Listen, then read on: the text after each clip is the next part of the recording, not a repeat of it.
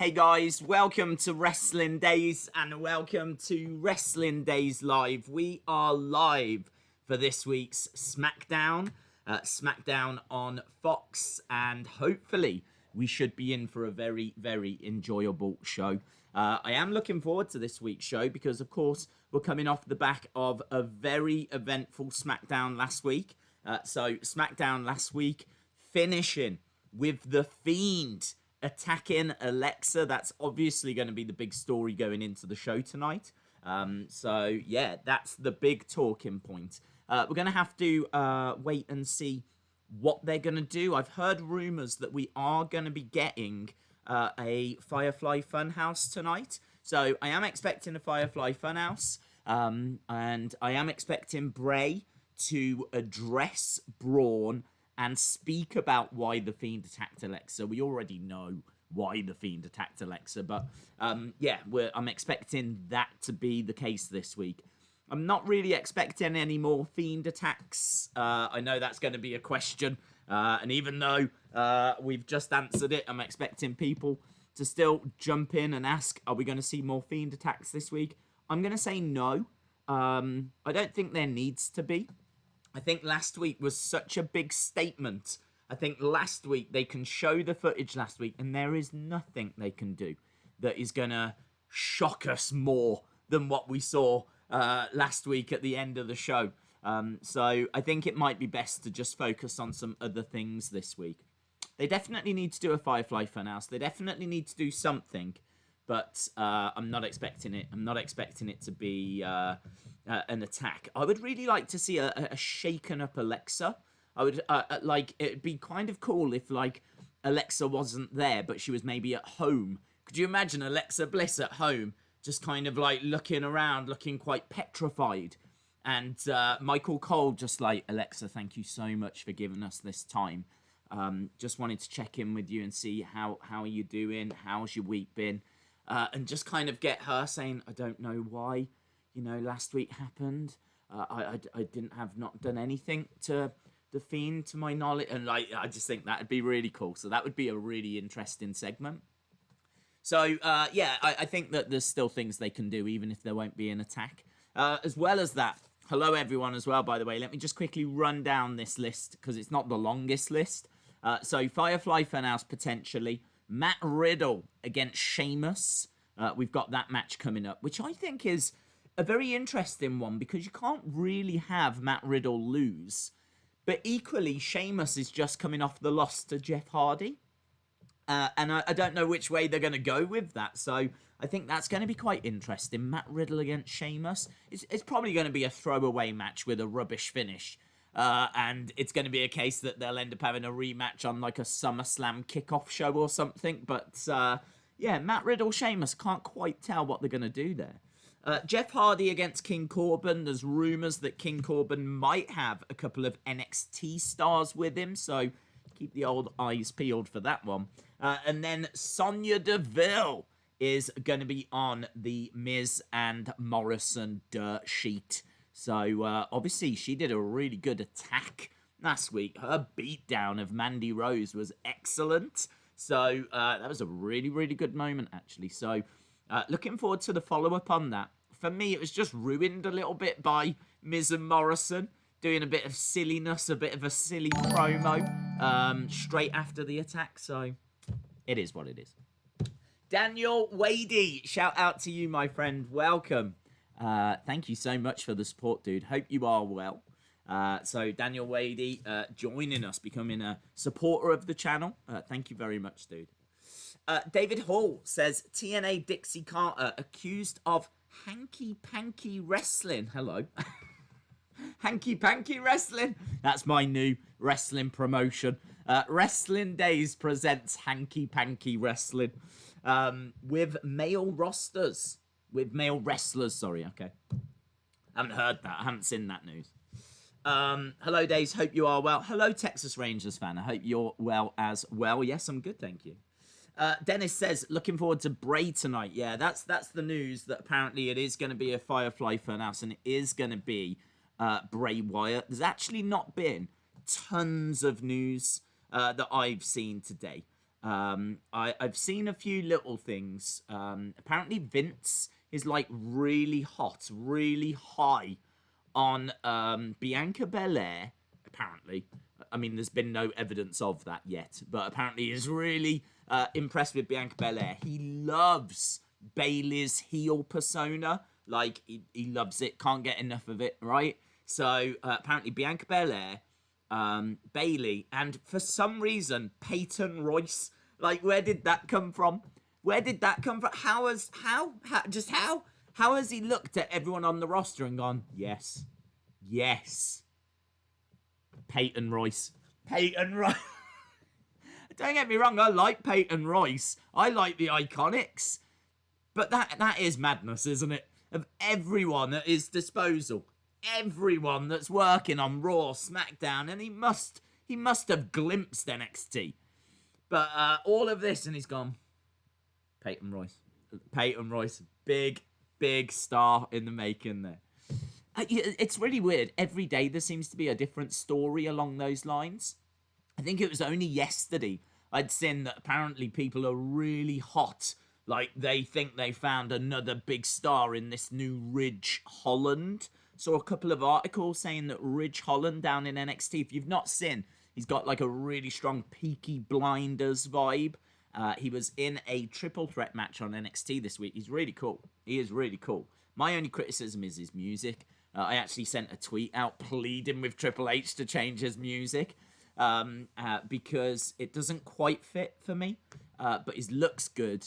He's a little bit on the shorter side, right? He's not like really small, but if you could add a few inches to his height, you definitely would. But he's got a good build to him. He's a little bit Davey Boy Smith. He's quite stocky. A little bit Tyler Bate. You know how Tyler Bate's a little bit on the shorter side. Like, I've stood next to Tyler Bate. Me and Tyler Bate are about the same height. He's, I think, just like a touch taller than me. So I'm quite happy to admit that, I'm not walking around like a 6'7" giant. But that's ideally where you would want a wrestler to be. But, so maybe just on the slightly shorter side. Nothing drastic, but a good build. And it was only yesterday that I saw people saying that apparently WWE think they found this next big star. We've heard that a lot recently. They said the exact same things about that Cal Bloom, about Brandon Vink. That was someone else that they said it about. So I don't know if it's just the dirt sheets, if it's just the wrestling outlets, just like we haven't got a story. Should we just make something up? Should we just say they're really hot on this person? Because I keep seeing just the most random names. Honestly, I'm half expecting tomorrow, like, WWE officials really think they should bring back Gilbert. Vince is really hot on Gilbert. It's just so random. There's Tyler Bate. Yeah, he's awesome. Big fan of Tyler Bate. Can't wait to see him back in action again. Big fan. Days, how are you today? I'm good, thank you, Wrestling Days fan. Hope you are well. Do you think the hacker will appear again, asks Juicy 2 World. Again, he appeared in the attack on Mandy Rose. Oh, what, that little glitch thing? Well, there's no proof that was the hacker. There was a few people. It actually, the way the glitch happened during that segment was different to glitches that we've seen before. So I currently am of the opinion that was actually a technical problem, because the way that they did the glitches before, you tended to have a little bit of static. This had no static. This was as if someone literally had just tripped over a cable or something. So I'm not sure that was hacker related, if I'm being honest, unless they're like changing up how he interferes with things. But no, I mean, there's every opportunity for the hacker to come back, because it's seemingly not, it's just on hold. Do you know what I mean? Like, they can always go back to it. And I really think they should. I am of the opinion that it's on hold because the plans they had for it needed a crowd. I'm very much of that opinion. So do I think it could come back? Yes, I think it will. And I think that when it does, it'll be with a crowd. So that's kind of where my mind is when it comes to the hacker.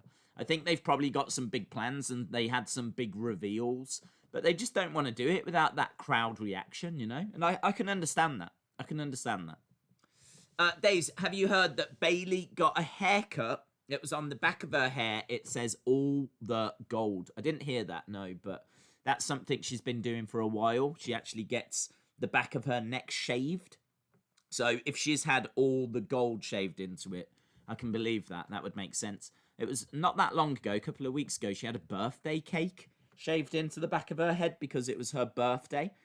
She's had a few other things put there as well. It's just like on her neck, like at the bottom of her hairline, she has things shaved in there. So without even seeing it, my guess is that she's had all the gold shaved there because she has been playing around with that. James says that glitch was different. It made the same noise as before, though. Okay. I just want 2 hours of the Fiend and Alexa taking out some superstars. But that's quite interesting. Do you think that Alexa is going to be part of the Funhouse? Because I don't. I think she was attacked. I think that the message was sent to Braun.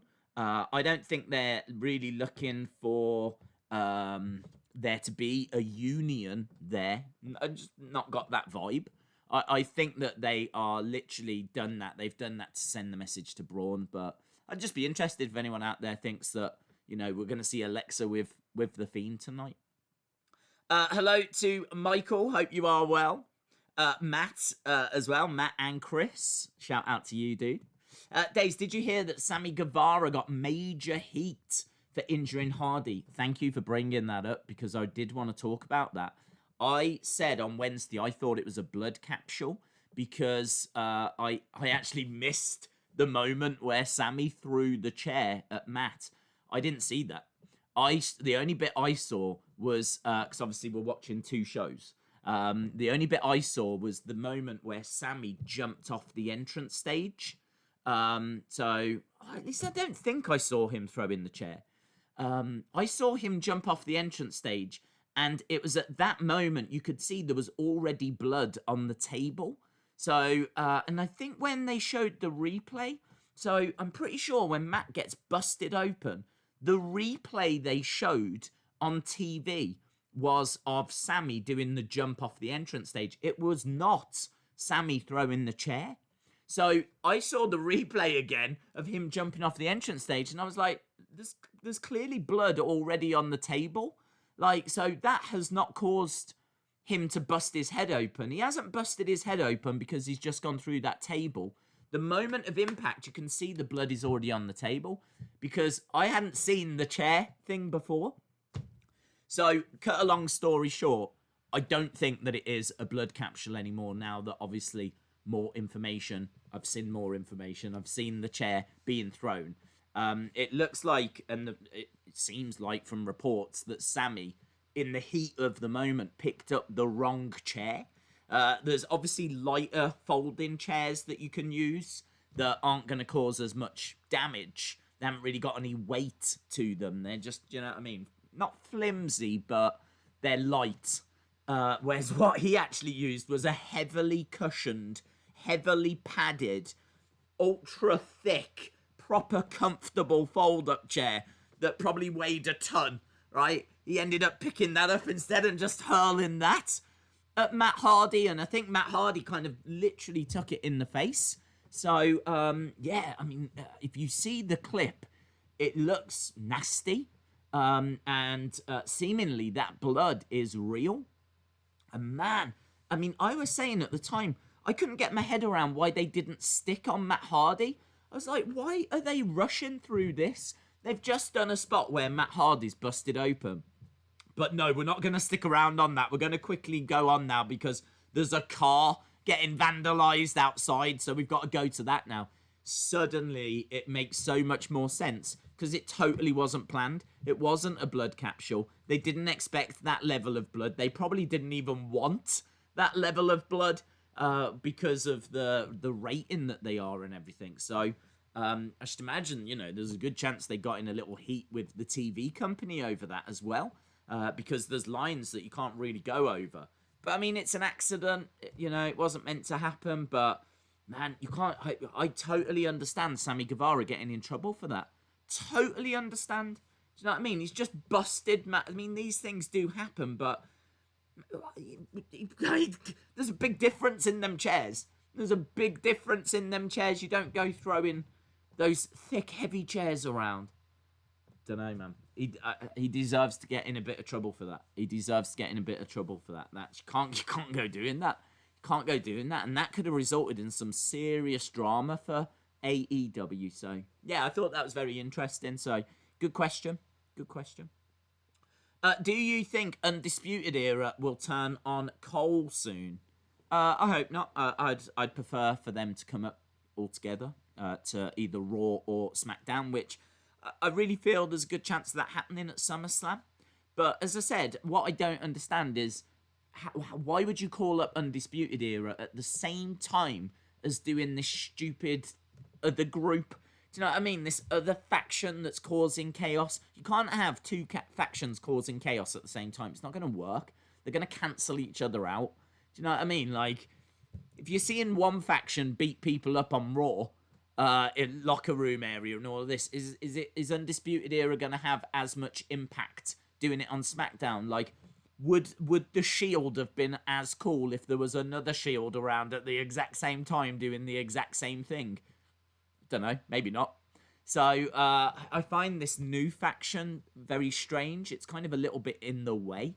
So I don't know what the plans are for Undisputed Era now, because now really would feel like a bad time to call them up because of this other faction that likes to push boxes over. Joey says, love the background. Yeah, I thought I would get down to the Funhouse and just get this sorted. Do you know what I mean? I don't think any of us want to see Alexa Bliss getting hurt on a regular basis. So I'm here to make sure that it stops. So I've had a word with Bray, had a cup of tea, had a word with Bray. We had a biscuit as well. It's not a good chat, actually. He's a good guy. He's very... I think he's just misunderstood. I think he's very misunderstood. So, yeah, I've come down just to have this little chat, get it sorted, and he has pinky promised me, yeah, he has pinky promised me there will be no more attacking young ladies. I don't care what he does with the guys. Do you know what I mean? They can fend for themselves, but I can't sit here and allow him to start mandible clawing the female division, because eventually he'll get to Asuka, and I will not tolerate that, right? If he's going to start trying to mandible claw Asuka, he can jog on, right? And he is actually listening to me saying these things, and I am quite happy to say them again. So I've told him all this over our cup of tea. So he's promised that he's not going to do that. Happy Friday, baby. Shout out to you, Miss Clown. Hope you are well. Days, what is your Hall of Fame 2021 predictions besides The Rock? I kind of feel like Christian should go in. And I think that the big rumours are next year that we're heading towards Randy Orton Edge. But with the title being involved, it seems like they really want to keep going with this. Now that Edge is out the picture for seemingly the rest of 2020, they really want to kind of get this feud finished, but they're going to do it with the title on the line as well. And I could see Edge potentially winning like the Rumble and then going on to face Randy Orton for the belt at WrestleMania. And I just kind of think that if that's going to be one of your big matches, if that's going to be, do you know what I mean, one of the big marquee banner matches, one of the big main events, you could probably put another little wrinkle in the story. You could probably get a little extra intrigue by just letting people know that Christian's going to be there because he's going into the Hall of Fame, because he deserves to go into the Hall of Fame. It's long overdue. And I think it makes a perfect connection. So, yeah, I would be very tempted to put Christian in. I mean, outside of that, it's in Hollywood. So you would probably have to think about, like, Hollywood stars. I do feel like because it's in Hollywood, there'll be something big for The Rock. It could be a Hall of Fame inclusion if he's not going to be doing any matches. Or they might give him the match against Roman. Could be Roman versus The Rock at WrestleMania next year. That is definitely a match that, if his schedule will allow, that I think The Rock would do. It may be the only match The Rock would do at this stage, but I think he would love to get into that ring one more time at WrestleMania and take on a member of his family. I think he would love it. So, yeah, I could see there being a match, if not him going into the Hall of Fame. Again, maybe I'm thinking too much into it, but the fact it's Hollywood related, you would have to think about maybe people that have had an impact on Hollywood that have kind of come from WWE. So it's difficult because there's not loads when you're going through the list. I mean, like, wonder about Kane. I don't know if you would put Kane in. Kane did a couple of films. But you would think that he would probably main event, wouldn't he? He'd probably headline a class. Although saying that, they're putting in the NWO and Batista this year. You would think both of those would be main eventers. So, maybe Kane. I can't see Kane doing really anything else in the ring. And obviously he's a mayor now. He's done a couple of films. I mean, I'm thinking See No Evil in particular. He definitely deserves to go in. I could see there being an argument that he would go in maybe the same year as The Undertaker. Although I've heard people saying maybe Undertaker should just go in on his own. He's that big of a star, but they never did that with Stone Cold. And they never did that with Hogan, so it would be very unprecedented. To my knowledge, there's only Andre the Giant that ever went into the Hall of Fame on their own in '93. And don't think they've ever done that again any other year. So I don't know that they would do that. Maybe putting Kane in at the same year as Undertaker would make sense. But I don't know. You'd have to think that Kane would go in at some point soon. Do you know what I mean? He's on very good standing with the company and everything. So interesting. I don't think like the Miz goes in till he retires. He's obviously had he'll go in, but he's had a good few films. John Cena, I don't think they would do. I mean, like, he could, I suppose, main event it if The Rock isn't. If you're going to have The Rock versus Roman, then maybe Cena does main event the class. But it would feel a bit soon because I don't feel like he's had his goodbye match yet. I still feel like Cena's got one more match in him. Because surely his final appearance isn't going to be that Firefly Fun House thing. I should imagine he's going to say goodbye with the fans. You know, he's always been about the fans. More Make-A-Wishes than anyone else in history. So I don't feel like he's done. But Cena's had a good, decent career when it comes to Hollywood, you know. So I could see him going in. So yeah, just a few names to throw around. Hello, I am Cesaro's nephew, and when I was little, he took me for a spin. Amazing. Who inducted Andre? Was it Hogan? To my knowledge, when it comes to Andre's induction, I don't think it was an actual thing. I don't think there was a ceremony for it. I could be wrong, but I've never seen like an induction speech or anything like that. 93 was a massive year in wrestling for me because it was actually the first year that I watched like pretty much the whole year. I joined, when did I get into it? It was just after Royal Rumble, but just before WrestleMania in 93. It was kind of around that time. I caught the end of 92. I can't remember if I saw Survivor Series or if I saw it after, but it's around that ballpark when I first started watching wrestling. So 93 is a big year for me. And I remember they did a best of 93 Coliseum home video, and it was in that they did a little Andre the Giant, you know, passed away in 93. He's the first person to go into the Hall of Fame, and they did a little video package for him. But I've never seen an actual ceremony. I've never seen like someone comes up and gives a speech or anything like this. I think it was just he's gone into our Hall of Fame. He's the first inductee, and I think it was the next year, maybe 94. Or did they go on a break for a year?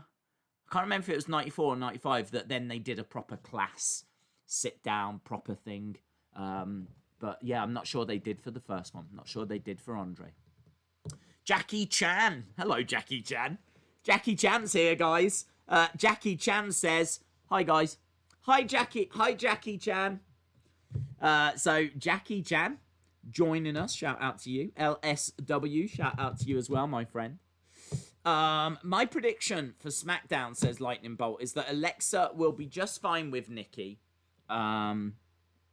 Upset Matt Riddle will be fine. Big E will have a promo. Maybe we'll see Cesaro and Shinsuke.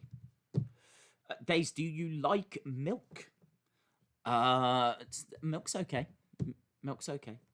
I'm not like, I don't drink glasses of milk, but I mean, I like milkshakes, and if I was having cereal, I would definitely have milk. But do I go out my way to like drink a glass of milk? I don't. Maybe I should. Maybe I've got a calcium deficiency. I don't know. These are big questions that need to be answered, and I'm pleased that you're asking them. Finally, after 24 hours, Days has returned. Shout out to you, Liam. Hope you are well. Days, will Kevin Owens be the mystery opponent on NXT this Wednesday? Maybe. I've not heard any rumors, so I can't say. I'm not expecting anyone like that. I think if you was going to have Kevin Owens on, you would advertise it in advance to get the ratings boost. I don't think they would necessarily hold someone like Kevin Owens back as a secret. So I think it's more likely that secret's going to be a Pete Dunne or a Volta or someone that would only have... And no disrespect to those two, because I love them both. Like, honestly, if I'm doing a top 30 favourite wrestlers in WWE, both of them are featuring. So, nothing but love for Pete Dunne and Volta, but they're not kind of at the point yet where you announce they're going to be on NXT and you're going to have 200,000 people tune into NXT rather than AEW. So, I kind of feel like they could do with announcing if it's going to be a big name. The fact they haven't makes me think it's probably someone from around that ballpark, you know. Daves, I agree with you about the Fiend attack. The only reason the Fiend attacked Alexa was to get Braun's attention, says John Cena Gamer 0809. Chalmers says WrestleMania 37 should be in Houston. That's where Taker should go in.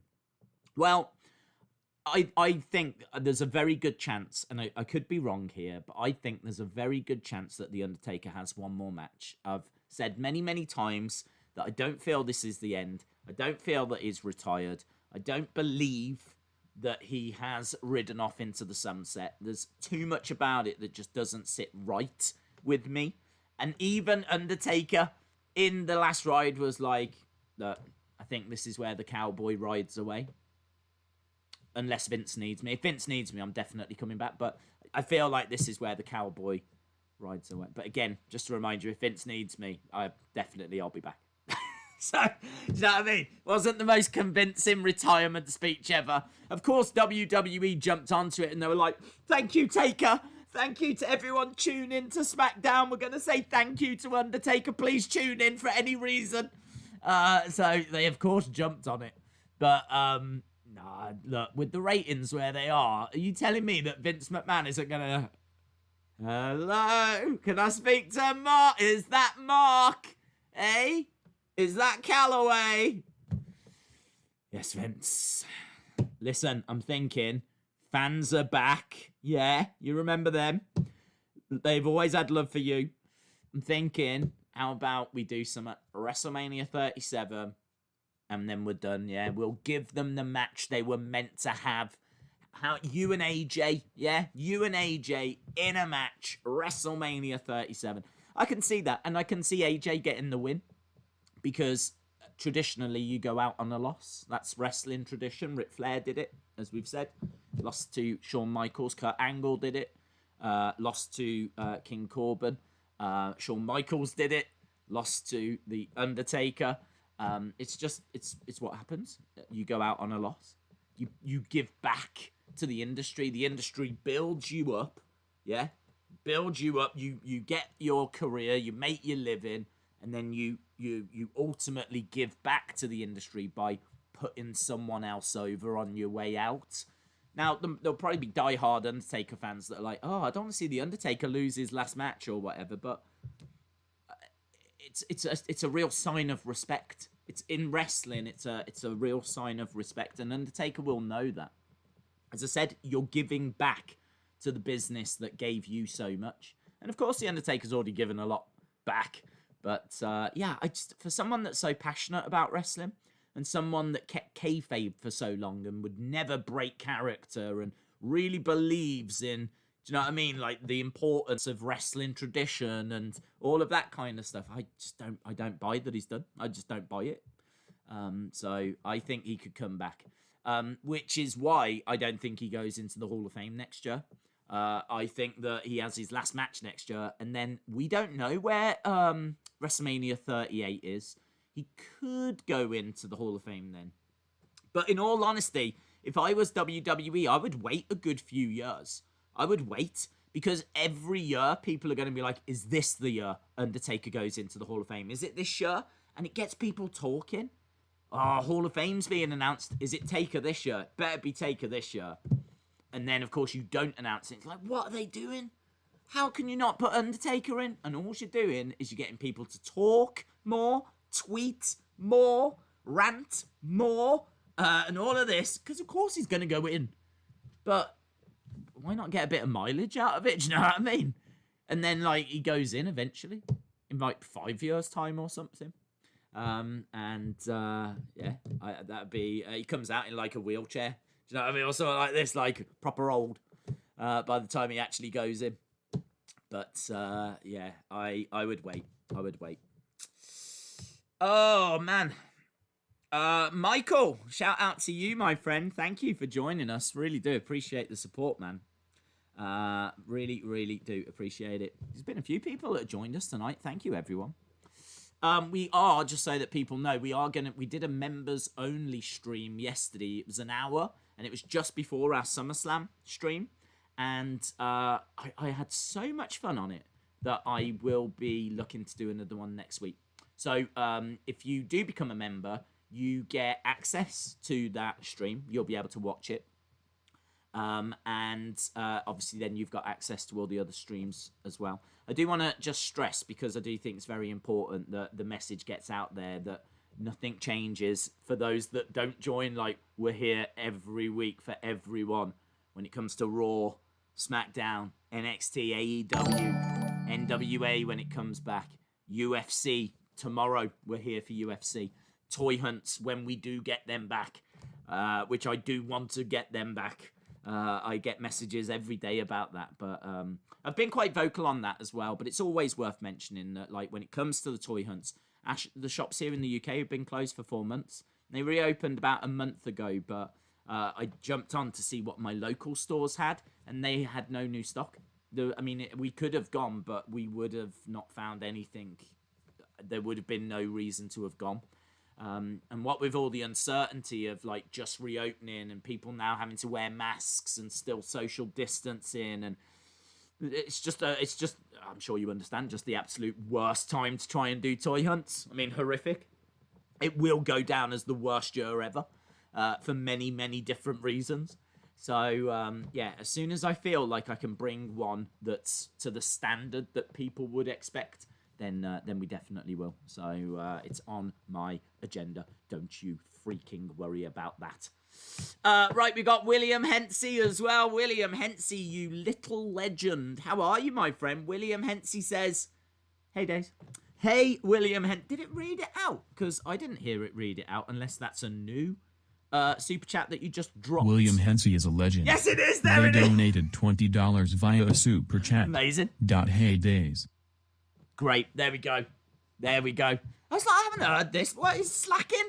The voice man? The guy that reads it out? Where's he? What's he doing?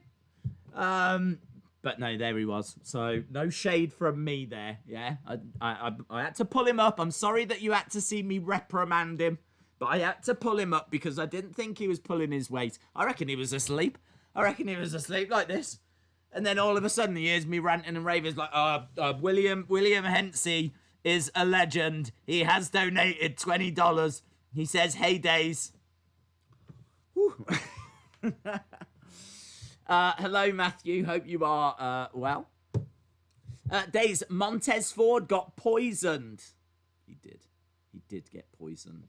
And seemingly people seem to think that it was Andrade and Angel. I mean, surely, clearly, it's that new faction. It's the Chaos Makers. Do you know what I mean? Surely it's the Chaos Makers that were behind it. But I saw lots of people like saying, was it Zelina Vega? I think WWE are trying to push the idea that it's Zelina Vega and Andrade and all of this. Certainly Bianca Belair was like, you know, you need to tell me what happened. And Zelina was trying to say it wasn't her. And I did love Bianca just like listening, taking off the earrings, and you just knew that trouble was coming.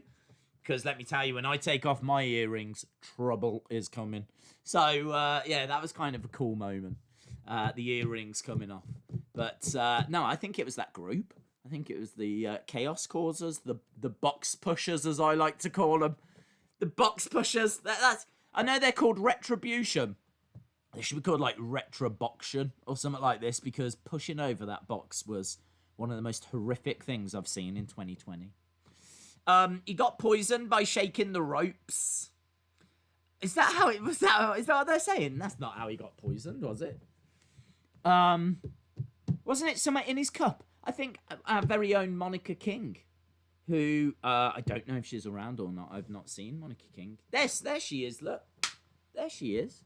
I think it was our very own Monica King that pointed out that he took a sip, and apparently there was just a moment where he was a bit like, didn't taste quite right.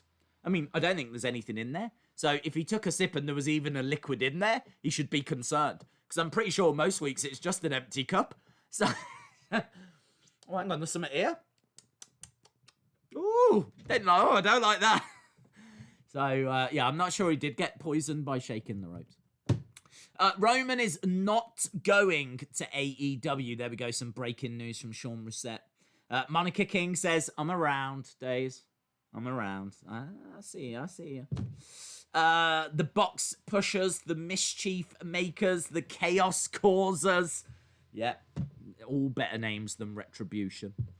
David Hall says the Hurricane for the Hall of Fame. Days, you missed two people's super chats while she was talking. Did I? Let me have a look. Diamond and Coffee Show Stealer. Shout out to you, dude. For some reason, it's not showing at the top of my chat. Normally, all the different super chats appear at the top of my chat, and this one did not. So, apologies, but Diamond and Coffee Show Stealer, 20,001. I don't know what happened to the other 20,000, but shout out to you, says, have not slept in 2 days. Have you got any methods that help? Listen, hopefully someone in the chat can help you, because my sleeping schedule is horrific. I tend to just get like a few hours here and there. But my sleep's been a little better the past couple of days, actually. So I think where yours has fallen off a cliff, mine has actually improved. But whenever I've struggled to sleep, I think it's really important that, like, you know, you don't have any distractions or anything like that. I am the worst at lying there, not getting to sleep, not being able to sleep. And it's just like, let's see what's happening in wrestling, and just getting the phone and just Googling WWE, looking at the news, Twitter. Before you know it, an hour's gone. And then, like, you go, right, okay, really got to get some sleep. And then, like, you're still lying there and everything. You're like, man, I can't believe I just wasted an hour. And so then you're actually just thinking about the time you've wasted rather than trying to get to sleep. So I think you definitely need no distractions like that. And obviously no caffeine drinks close to going to bed or anything like that either. You got to be careful what you eat and drink. But, yeah, just Google it, dude. I mean, if you go onto the internet and just Google, there's people struggling with sleep is a very common thing. Very, very common thing. So, shout out to you anyway. I know that didn't help, but hopefully you can see that I at least tried. And I think that's so important. So important. Days, are you excited for SummerSlam? Am I excited for SummerSlam? Yes. Apparently it's going to be outside. In the northeast. I'm seeing lots of reports on that.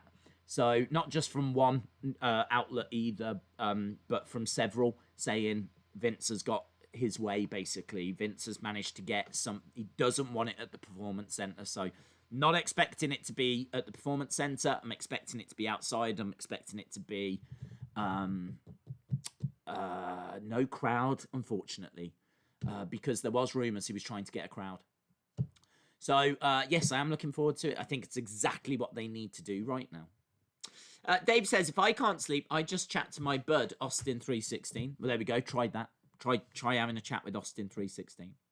Energy drinks have always put me to sleep. What? Complete opposite of what the effects are.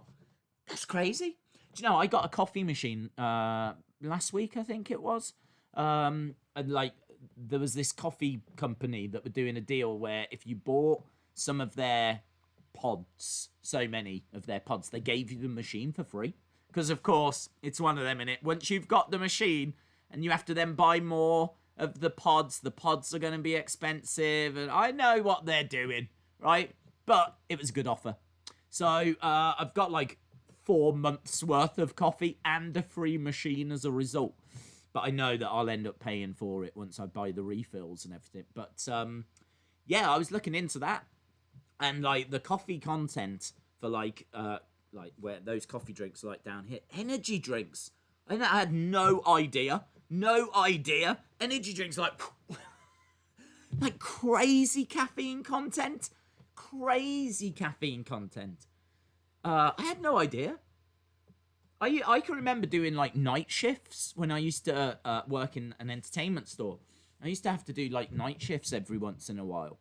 And to help me get through the night, I would have a good like 4 energy drinks or whatever. Looking at the caffeine I didn't expect this conversation, but if you're someone that drinks energy drinks, just be aware, man. They are so high in caffeine that you will easily blast through your daily recommendation. Which, you know, I know that some of you out there are reckless. I know some of you out there are chaos causers, mischief makers, box pushers. I understand some of you live on the edgier side of life, but I'm just saying, be careful.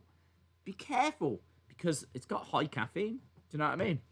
And I care. I care about your well-being, right? Even if you don't care about yourselves, I care about you. So make sure that you're looking after yourself. Asuka and Naomi Stan alert, says Asuka. Hope you are well. Chalmers says, random question. What's your favourite sneak attack? Sneak attacker in wrestling? I kind of feel like Randy Orton. I know that I could throw that out to the chat, but I really feel like Randy Orton with his RKO out of nowhere. I think that's a very difficult one to beat.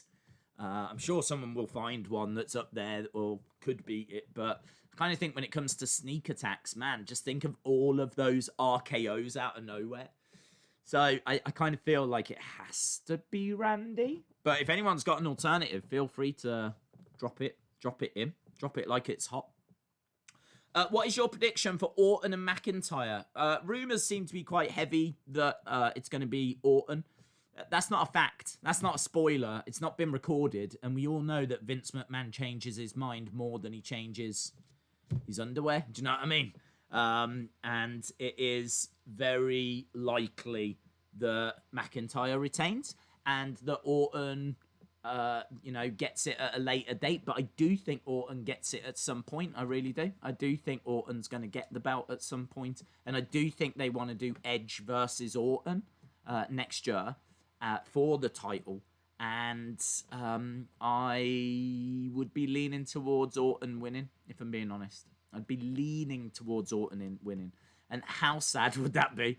That will make Drew McIntyre's title reign the saddest title reign in the history of wrestling, because he won, defended, and lost the title all with no fans. All with no fans. That would be horrific. What is the status on Charlotte? Not expected back until early 2021. She might make like one of those quick recoveries and get back by the end of 2020, but she won't be around for SummerSlam. Well, could she make it for a Survivor Series? Unlikely. but never say never. And I'm just not expecting to see her anytime soon, if I'm being honest. So, but she will be back early 2020. I think the reason they've done the surgery now is so that she's back in time for WrestleMania. Hogan joining the Outsiders to form the NWO. Oh, that's got to be one of the greatest turns, maybe the greatest heel turn ever, hasn't it? That. Days AEW Series 3 is going to have Darby Allin, Orange Cassidy, and Pac. Amazing. Heather says, I think a Monster drink has got 340 mgs of caffeine, which is 3 cups of coffee. Yes, that is madness. 3 cups of coffee in one energy drink. That is insane. This is what I'm saying. It blew my mind. I had no idea. If you'd have asked me how much caffeine was in an energy drink, I would have said, probably the same as a cup of coffee? Something like that. Maybe it's got like same caffeine, but maybe it's just got loads of sugar and stuff like this in it as well. I never really looked into it. I was shocked when I saw this. I don't know why I saw this graph, but I saw this graph that showed like where a cup of coffee is. I think it was because I wanted to know how many cups of coffee I could have a day now that I've got this new machine and I'm using it a bit, you know? I've always had like a cup of coffee a day, but this is a nice coffee machine. Like, it makes nice cups of coffee. And I was like, I wonder how many I can have. So I looked into it. And I think I'm allowed to have, like, 2 cups of coffee a day. That's it. That's your daily recommendation. You're not meant to have, an adult male is not meant to have more than around 400 megagrams of caffeine. That one energy drink, I think, just got pointed out there by Heather's, like, 340, 360. That's it. You're done. One energy drink is your daily caffeine amount. So stay safe, everyone. Yeah, tell your neighbors, tell your friends, tell your family. We are offering such a service here, aren't we? If anyone tunes in here thinking that we're just going to be talking about hardcore wrestling news, I mean, you are right, but you get so much more. What if all of a sudden Bray Wyatt hires a stalker for Braun, and then it turns out it's DDP? It's always DDP.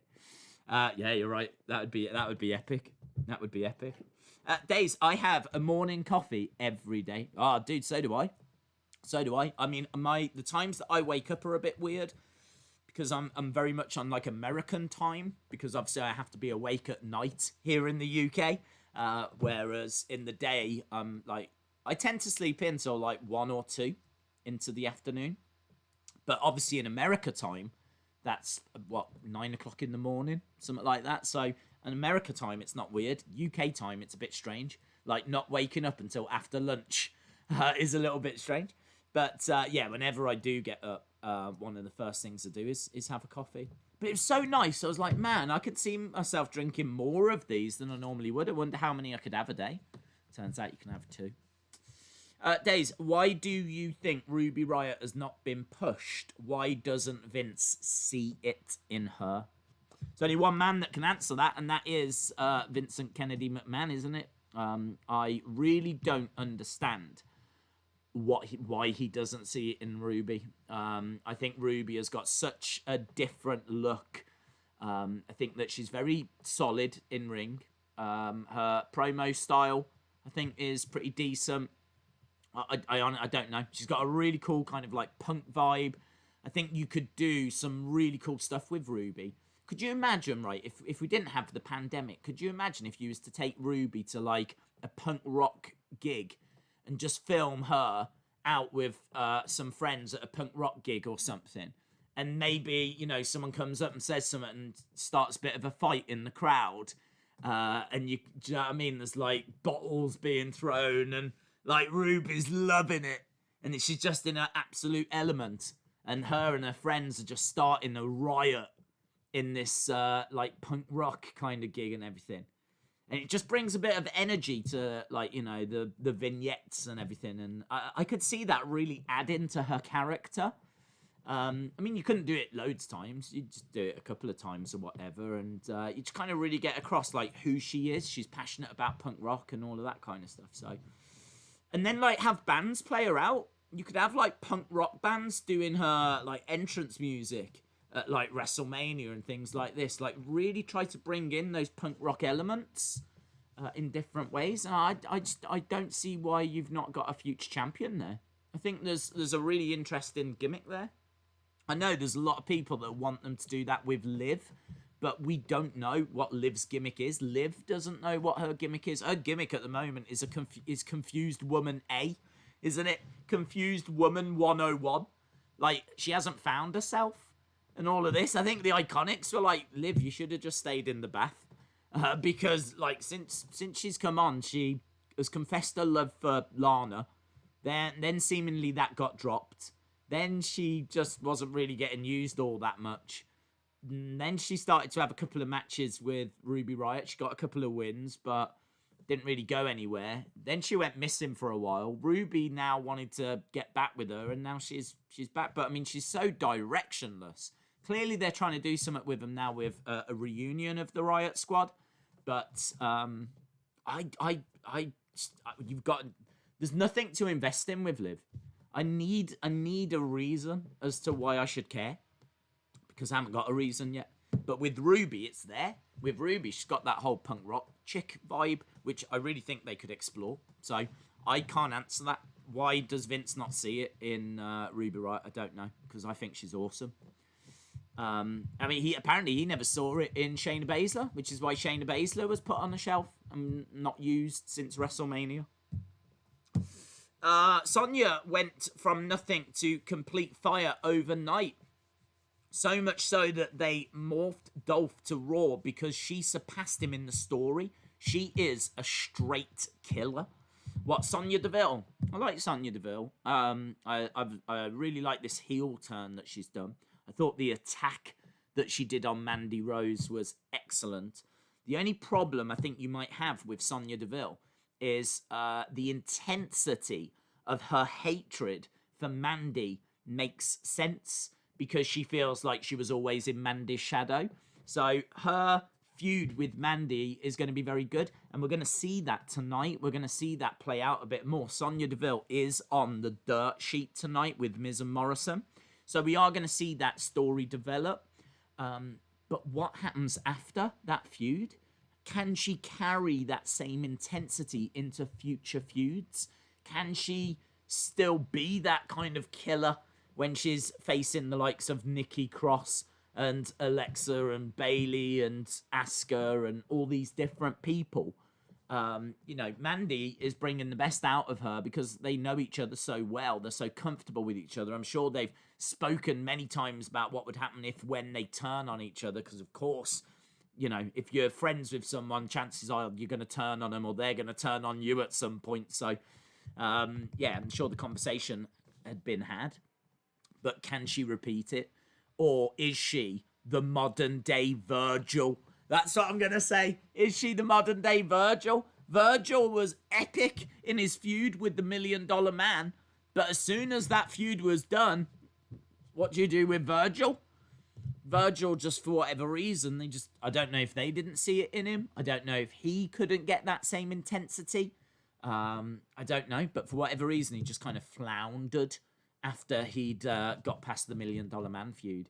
So we don't know yet if the same can be said for Sonya. But I do like her when she comes down in those suits and everything. I think she looks really smart. Krista Zuber said Monica drinks 3 Monster Energy drinks during UFC. Maybe that's how she's so good at predictions. Maybe that's her secret. You'll have to ask. You'll have to ask if that's how she does it. Maybe that's the secret. Maybe she just drinks so many energy drinks, she goes to like this hyper-focused state, which allows her to see into the future. I can't send super chats, says Hayden. Well, don't worry about it, Hayden. I can still see your questions. The Fiend says, let me in. Let me in. No, you've got to stay outside. Yeah? You need to stay outside. You need to think about what you've done. Fiend. Yeah? Attacking poor Alexa Bliss after she got pushed by Nikki Cross. And she was super sad about that. You could see like she was super down. You don't beat someone whilst they're down. Do you know what I mean? So, no, you can stay outside. Andres says, I like Shotzi more than Ruby. Yeah, the only thing I would say about Shotzi is that she's new. She's still establishing herself. She's very much that punk rock vibe. That would be a great tag team, actually, thinking about it. Ruby Riott and Shotzi Blackheart together. You know how we were just saying about, like, Ruby being at a gig with her mates and them causing some trouble and there being a riot living up to her name and whatever. One of her mates definitely should be Shotzi Blackheart. That's a really good shout. That's a really good shout. So, yeah, I think that's a really cool idea, actually. Well done. Well done, you. Well done. Days, when do you want Ronda back? Whenever. I do want her back, yes. I think that she provided... I mean, I'm a big fan of sports stars coming in to WWE as long as they are coming in from a background of MMA, boxing, judo, some kind of fighting background. So Ronda, who is one of the biggest female sports stars of all time, and definitely brought eyes to WWE, definitely increased ticket sales, definitely increased exposure, and did it all in a legitimate way. I mean, legit in the sense of she is, like, if WWE wasn't scripted, Ronda Rousey is Ronda all the gold, right? I mean, like, what you can say whatever you want about Asuka. I'm a massive fan, but Ronda is beating Asuka in a legit fight. Ronda is beating Sasha. She's beating Bayley. She's beating Charlotte. She's beating Becky. She's beating Becky twice on a Sunday. She's beating Linda, Steph, Vince. She's beating them all, right? So she brings a lot of legitimacy. So I can understand people saying, she didn't work her way up, blah, blah, blah, blah, blah. I feel that she did. I think that if you're a former UFC champion and you're in the UFC Hall of Fame and you achieved everything that Ronda achieved, I think that you earned it. So I never had any problems with her run. The only problem she had was that she was doing really well. People were on board. People were like, yeah, her WrestleMania match, incredible. Her promos were good. Things were going really well. And then Becky happened. And then this girl that never got the opportunities that she should have got started to say, hang on, this isn't right. And started to push back. And the crowd were like, ooh, I like what she's doing. And then, boom, this absolute explosion of support arrived and arose because Becky finally said enough. Becky finally stood up for herself, wasn't going to play second fiddle, wasn't going to be the bridesmaid anymore. She was going to be the bride. She was going to be the man. So, yeah, all of a sudden now, you're kind of looking at Becky and people are like, yeah, we've seen Becky for years and she never gets the opportunities and now she's taking them. Had a bit of a stone cold feel and people, and then, like, obviously with her Survivor Series and the blood all down her nose, and she's like, you know, not at Survivor Series, just before, Nia Jax with that stray punch, Botchasaurus again. Oh, Botchasaurus doing what Botchasaurus does best. Boom! Yeah. It was really good moment. That you could say in some ways that was like the pinnacle. I suppose the end of WrestleMania was the pinnacle, but I don't think it kind of went the way it was meant to. Yeah, I think, like, when it comes to the hype, her standing there, blood all down her nose, that was epic. So that was the problem, because now all of a sudden you've got Becky Kick-Ass Lynch over here, or Ronda Rousey, and I was still like Team Ronda. I was still Team Ronda. But I think wrestling fans were Team Becky. But yeah, I would like to have Ronda back. I like Ronda. And she went full on heel, didn't she? She saw the fans returning, so she turned heel. And she's carried on being heel with her promos and things. William Hensey says, Trevor Ball wants you to sing This Is How We Do It. William Hensey is a legend. They donated $10 via Super Chat. Trevor Ball wants you to sing This Is How We Do It, Days. I don't know the words. That's literally as much as I know. Right, we have begun. We have who sings that? Who sings that? Is that... This is how we do it. This is how we do it. Is that like Blackstreet or someone? Who sings that song? In my head, I'm going to say Blackstreet, but I don't feel that it is. I feel like someone in the chat's going to let us know. Anyway, we are looking at the Swamp match at the moment. We have begun. Things are happening, but it is just a video package. That's all we've got at the moment, my friends. Days, what is the best episode of Dynamite you ever watched? Do you know, I don't know off the top of my head. I would have to go back and look at all the scores. But I think of the two shows, I think Dynamite has still had more higher ratings than NXT has since they've been going head-to-head. I really feel like there was a really great one at the end of last year. I can't remember what it was, though. Or maybe the start of this year. Equally, if you ask me what's the best episode of NXT, I would struggle. Oh, it's Montel Jordan, is it? Okay. Okay, that's cool. Montel Jordan. I don't think I would have got that, you know. I'll quite happily hold my hands up and say I don't think I would have. I think I would have run through a few more groups first before I got to Montel Jordan. So there we go. I'm going to class... Well, I'll class it as something I've learnt today. I'll class that as something I've learnt today. Julio de la Cruz. Shout out to you, my friend. Dropping a 100. Shout out to you, man. Thank you for the support. We're now obviously seeing Nikki pushing Alexa. Alexa going down, looking super sad, as we already said. And here is the Fiend. Why doesn't she just get out the ring? If I was her, why didn't she just go running over to Michael Cole? Do you know what I mean? Big Daddy Cole would have saved her. She didn't need to stay in the ring there. She could have gone straight out of that ring, over to Big Daddy Safety Blanket Michael Cole. Michael the Safety Blanket Cole. I would have wrapped him around me like this. Be like, I think the Fiend's coming. Michael, I think the Fiend's coming. Save us, Michael. Alexa looking at the mandible claw. She's like, no. No, I honestly thought he was going to pat her on the head or stroke her hair or something like this. Oh, man, I lost it when he did that. I did not expect. You don't expect it. Not with, like, a PG product. You don't expect, like, a guy to be choking out a woman on TV.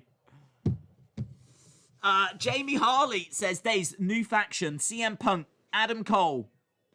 Oh, hello, Funhouse Now. Is it Funhouse Now? Funhouse already?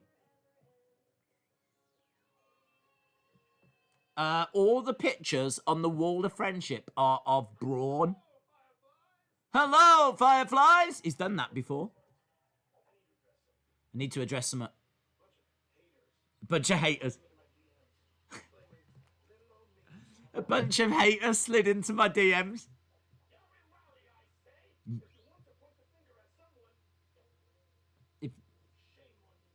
Shame on you, Braun Strowman.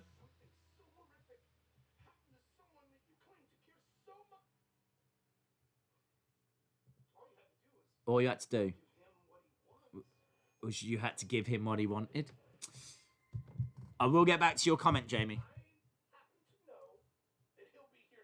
Oh, he's here later?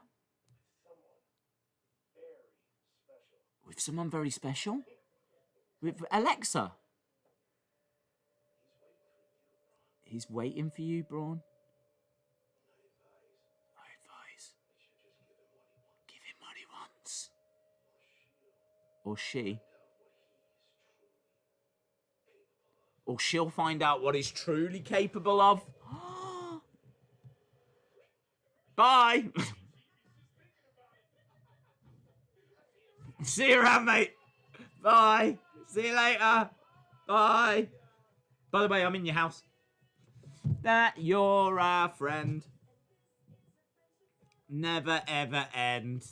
Well, there we go, guys. Turns out it's all Braun Strowman's fault. It's all Braun Strowman's fault. Ah, you ready? Jamie says, new faction, CM Punk, amazing. Adam Cole, amazing. Drew Gulak, amazing. Whacking Wild. I like him. I don't know enough about him, if I'm being honest. He got stole by the Luchas, didn't he? He's part of that Phantasma group now. And Mark Andrews. Plus, what next for Alexa Bliss, Sister Abigail? Thoughts? I think that she'll be on the show later with The Fiend. That's what I think. We've breaking news that she will be on the show later with The Fiend. Or at least I think so. He didn't say that, but he said that The Fiend will be with someone special. So, ooh, stay tuned, Jamie. Stay tuned. Bro. Here we go.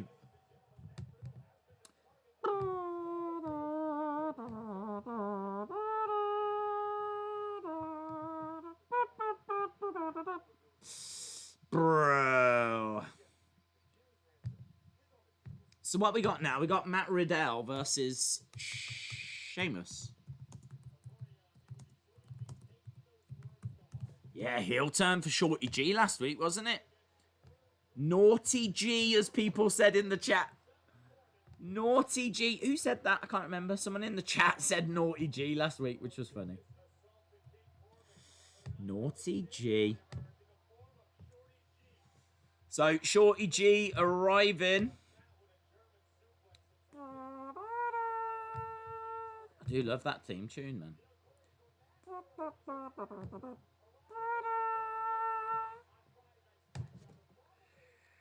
Bum, bum, bum, bum, bum, bum. Okay, Matt Riddell is here.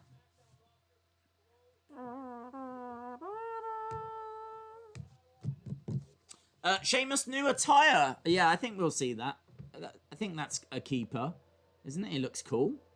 It's the best I think he's ever looked, is what he's wearing now, with the kind of flat cap, kind of Belfast brawler kind of a vibe. Oh, but is he not wearing it? Oh, he's not wearing it. He's not wearing it. He's just coming out with his stupid Sheamus face. Oh, I thought he'd come out with the flat cap and the vest and all of this. But instead he's come down with the Celtic cross and...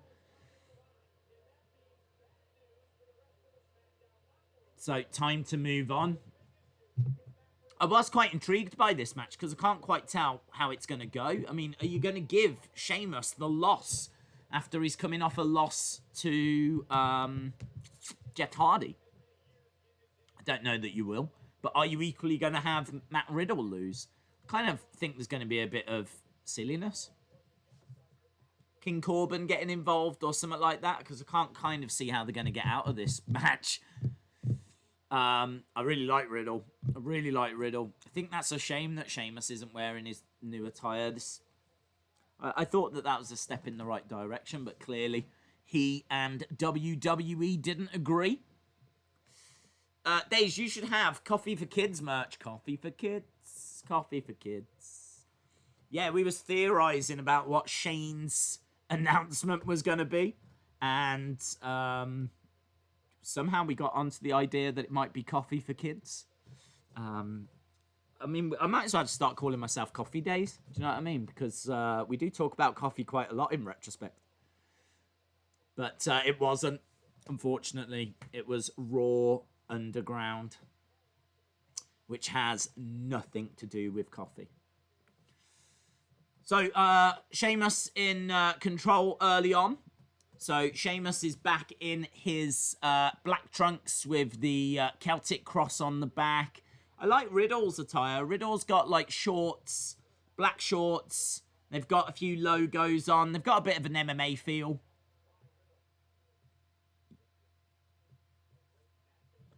Riddle's going to win by DQ because Sheamus, Shorty G, and Corbin stand tall.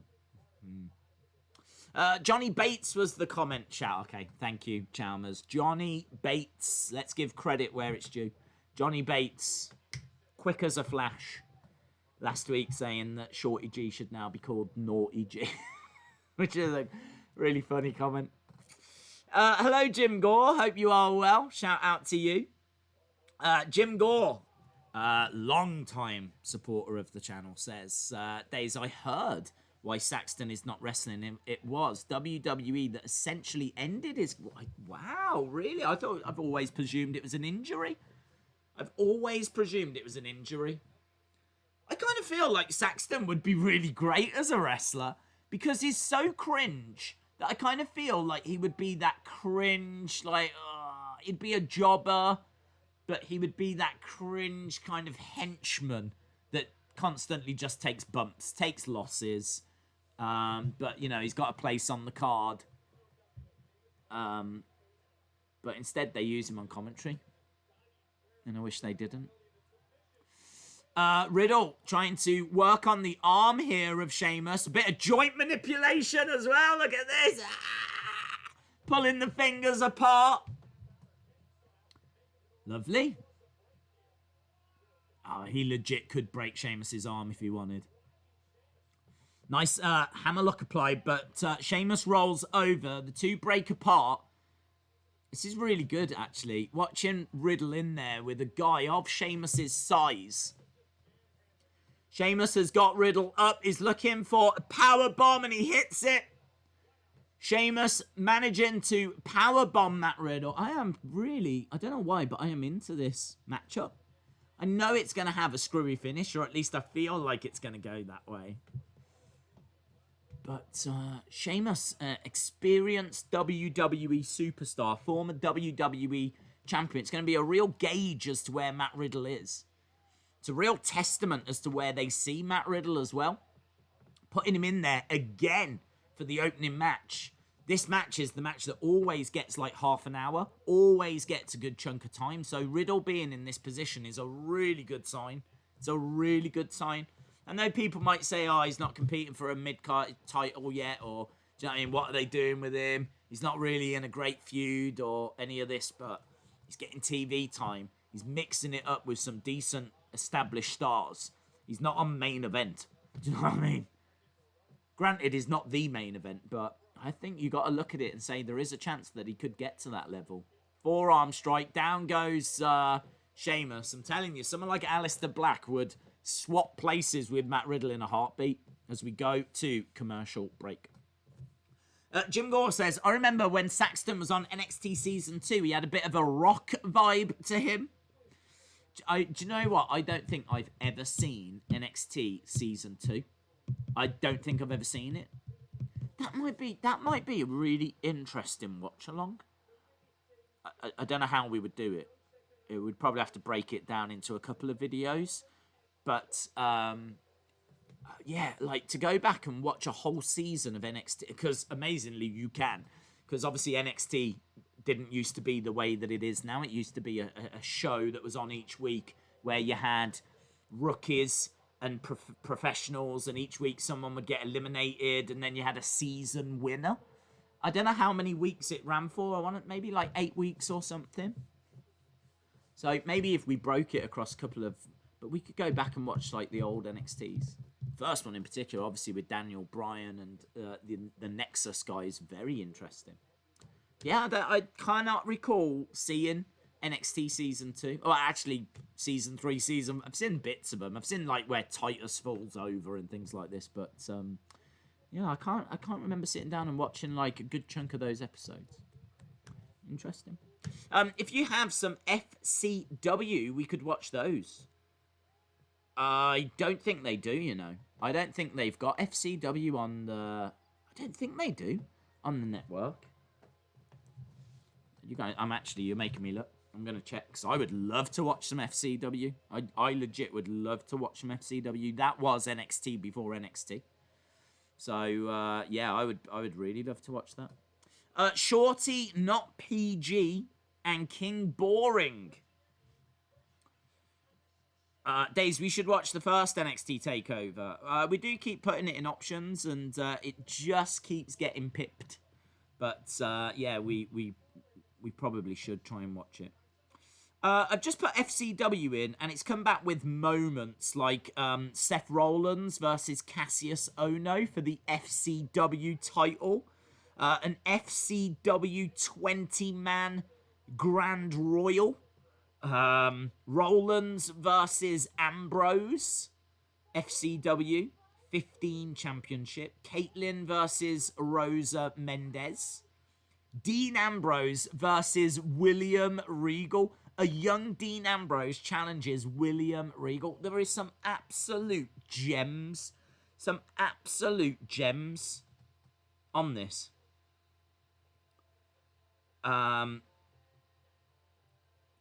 Incredible. But there is no full episodes. They should drop them on, man.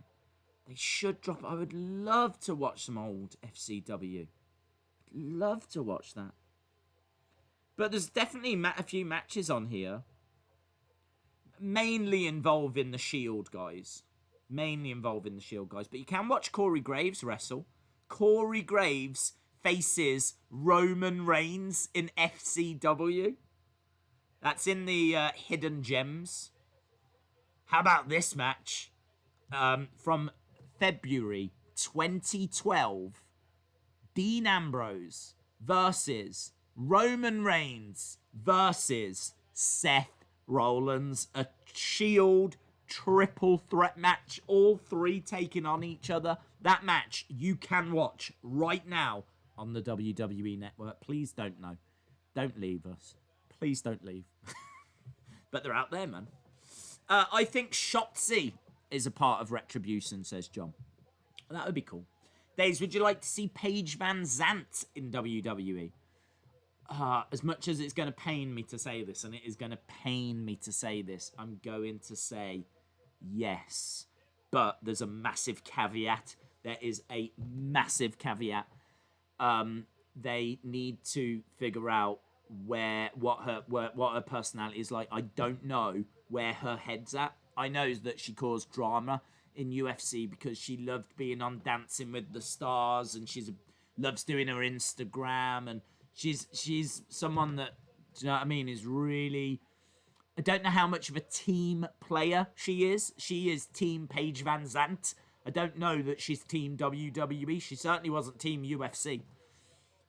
She wasn't the best fighter UFC had, but considering she got to the UFC at all, is amazing. So she's a very good fighter. She would legit be one of the baddest women on the roster. She's very attractive. She ticks all the boxes. WWE have apparently been in talks. I don't know about her personality. If she came in, she'd be a heel for me. I wouldn't be supporting her. But would she bring eyes to the product? I think so, yeah. I think she's got a decent name recognition because she was on Dancing with the Stars in America. So even though there might be quite a few of us going, I don't know who that is. I think she's got like a really large following on social media. We are back anyway from the break. We've got Matt Riddle with a senton and another one. So Riddle in control. Do you think Vince will push Riddle? I don't see him going that far on the main roster. I think he's pushing him. I think he is pushing him. Do you mean pushing him to the title? I think there's a long way to go before we know. It's kind of a Samoan drop. But he only gets a 2. Sheamus. He is being pushed. Apparently Vince loved the story that Matt Riddle gave about having frostbite, which is why he doesn't wear boots. He loved that promo. He found it really funny. And he loves the fact he's, legitimate. He looks cool. He's got a good physique about him. Lovely. German. Keeps it into a bridge as well, but only gets a 2 count, Matt Riddle. And there's been quite a few times that he's been in the first match, which, as we said, tends to get the first 25 minutes, half an hour. So it's probably one of the biggest showcases you can get. Like, you're guaranteed a good chunk of time in this first match. Backbreaker by Sheamus. Lovely. Riddle into the corner. Sheamus goes over. Shoulder first. And his shoulder goes into the post. Yeah. Sheamus going hard into the corner. Matt Riddle moving out of the way. Days, would you be happy if Becky came back and yelled at Seth saying, "Stop doing people's eyes"? Yes, that would be good if he gets told off by Becky. You do have to ask questions why she hasn't been telling him off. Do you know what I mean?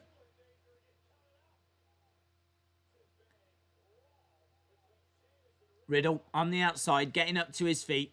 Suicide dive. Oh, here's Shorty G. There we go.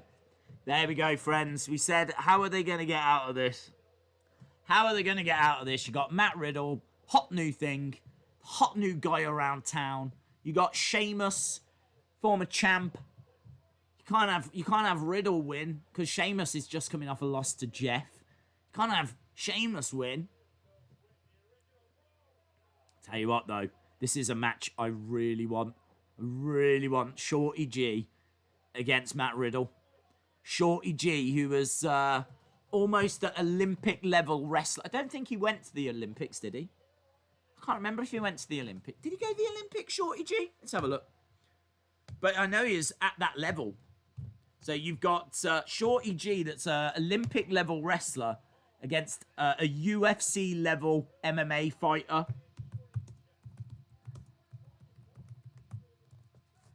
Riddle wins by DQ. But there's obviously more to it than that. Betts. What's his real name? Charles. His real name is Charles. I didn't know that. Charles Betts. Charles? Does he look like a Charles? Charles Betts. Charles Betts was a Minnesota high school state champion in 2004. He defeated Jordan Home 2-0 in the final of the 2012 US Olympic trials. He did go to the 2012 Olympics in London, where he competed in the Greco-Roman 84-kilogram event. He defeated Graham from the Federated States. Oh, Sheamus is having a go at him here. Charles, get up, Charles!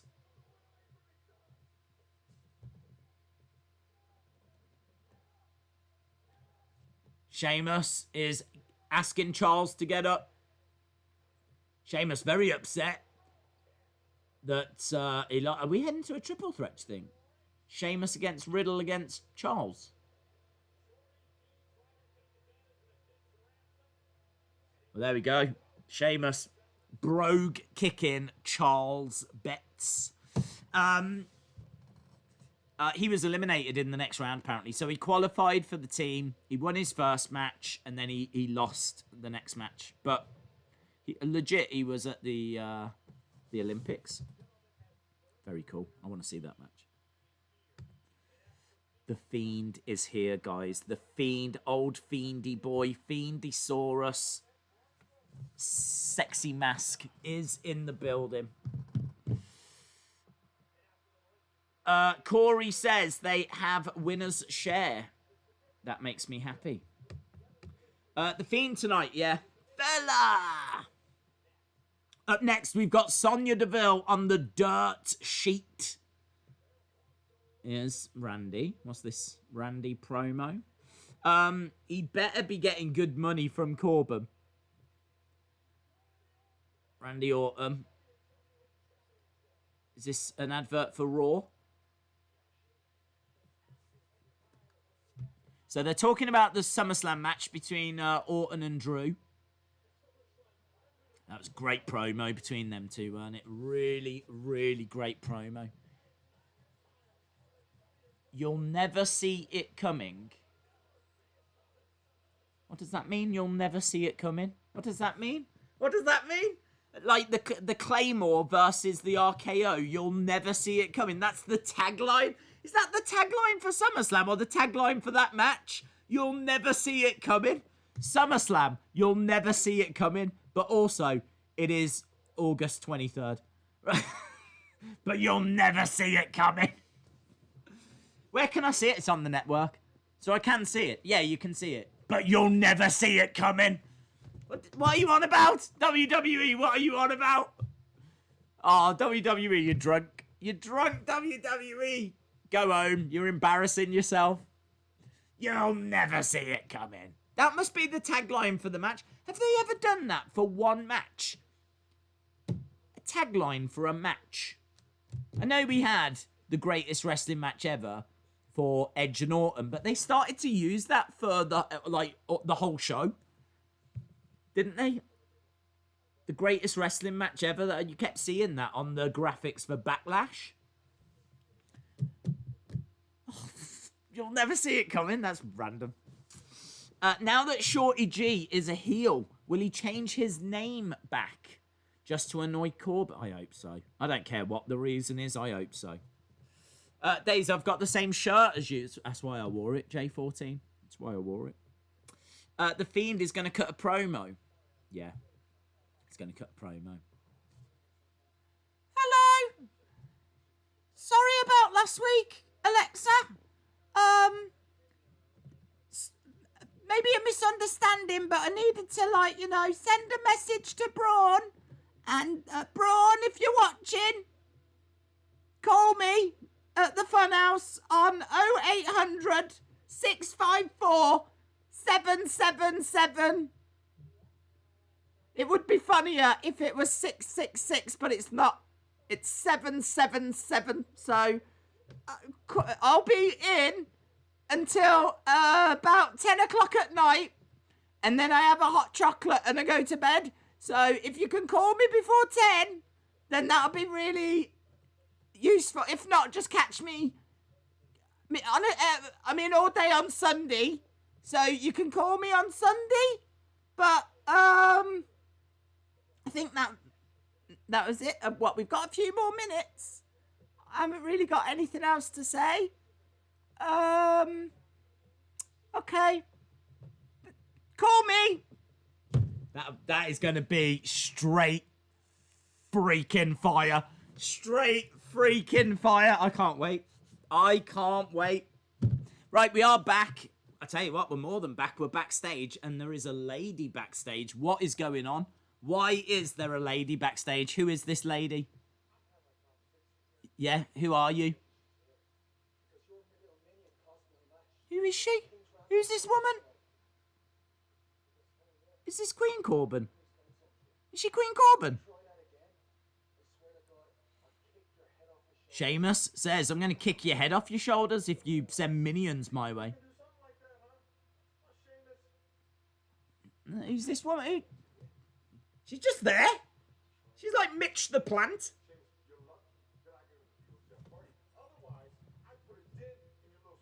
He says, you're lucky that I've got a deal with... Oh, she's gone. Is that his wife? Who is she? Who is that lady? She's just walked off. Am I just meant to naturally know who that person is? Who is that woman? That must be his wife. That must be Queen Corbin.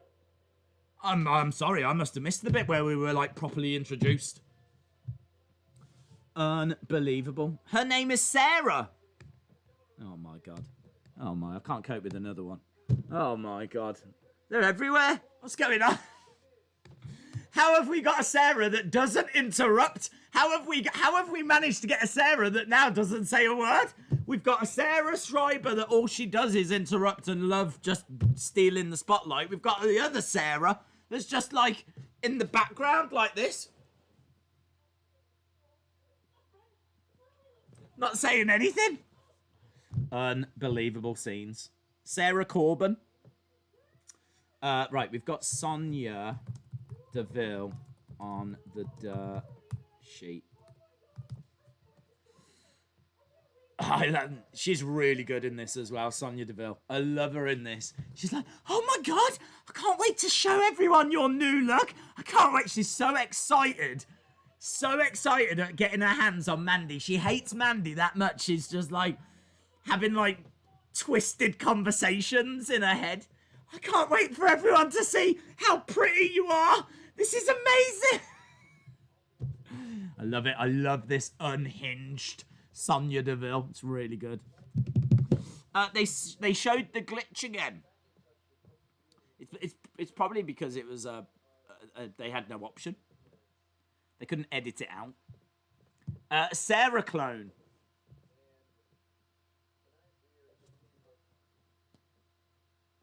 Their mics are going as well.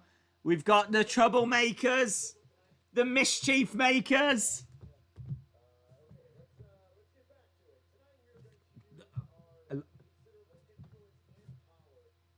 And it. Oh, it's good, isn't it? Oh, God. Guys, what if there's boxes backstage? What if there's boxes that are going to get pushed over, guys? Oh, I'm not going to cope with that. Mandy's hair.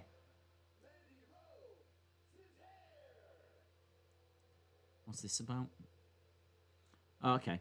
They've got Mandy Rose's hair on screen. And it's got some...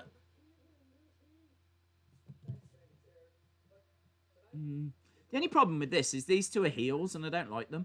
And as a result, I just don't really care for this. I feel like this is what Breezango should be doing. Why are these two doing it? This should be Breezango. Breezango are better than this. Okay. I tell you what, right? As a wrestling fan, a lot of people are always like, do you get embarrassed when you say you're a wrestling fan? I'm like, no, man, wrestling's cool. And if any of them people were to watch this segment right now, I would struggle to justify it. I would struggle. We're currently watching a man voicing over some hair with some wacky eyes, which is the kind of rubbish I would do. Do you know what I mean? I kind of feel like WWE should be that next level up.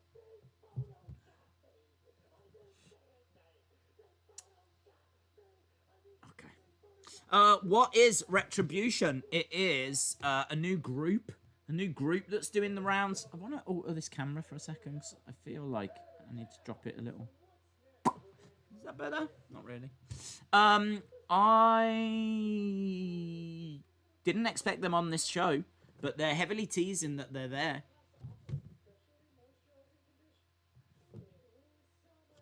Okay. Van Zant has posted a picture saying, I could get used to this. And she tagged Florida. NXT is in Florida. Oh, I don't know she'd go to NXT. I think she would go to... She could be part of that Retribution group. She might be the girl that's jumping around, loving being rebellious. Do you know what I mean? If she turned out to be the girl, I could see that. I don't think that it's Ciampa. I just think Ciampa doing all this social media blackout stuff. I think it's a bit obvious. Apparently Ciampa and Dominik Dijakovic have deleted their Twitters and stuff. Not feeling it. Too obvious. I find this funny, says Daija. Does this mean superstars will soon be able to go to both shows? Apparently they still are keeping the brand split. Sonya Deville is coming out. She looks cool, man. I've said before, I like her in these suits. She looks cool. She looks different in a suit. She also looks like she's coming for a interview for a management position. But I've got to say as well, I don't know if you just saw it, but Marina Shafir was just standing there, right? She's got a scarf over her face. She looks like a badass. Marina Shafir in the crowd, just standing there with a scarf around her face. And she's got the hat on that she's been wearing for weeks. And she wasn't applauding Sonya or cheering or doing anything. She was just stood there. She looked sick. The viewers want to know why Marina Shafir is not being used.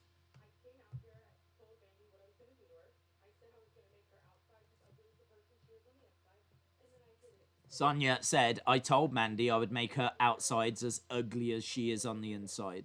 And I did it. When I say I'm going to do something, I do it.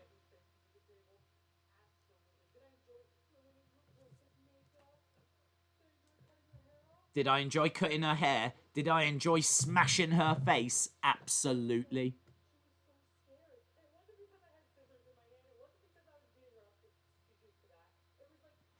This is all right. Anonymous J, shout out to you, my friend. Appreciate the support, dude.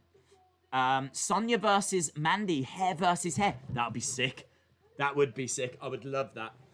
A shaved Sonya would look great, actually. She would look really cool shaved. I think she would lose. Sonya. Been a while since we had a hair versus hair match, thinking about it. So yeah, let's do it. Yeah, well done. Let's do it. Talking about the haircut, they've been making fun out of Mandy's hair. I think you're right. I think we're going that way. Yeah, Anonymous J, appreciate the support, dude. Liam says, in my opinion, this segment's going on a bit long. Yeah, but if it does lead to hair versus hair, I'm on board. I'm on board.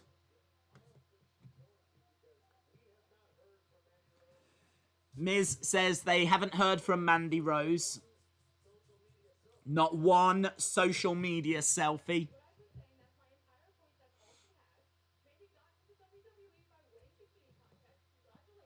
Mandy got to the WWE by winning bikini contests.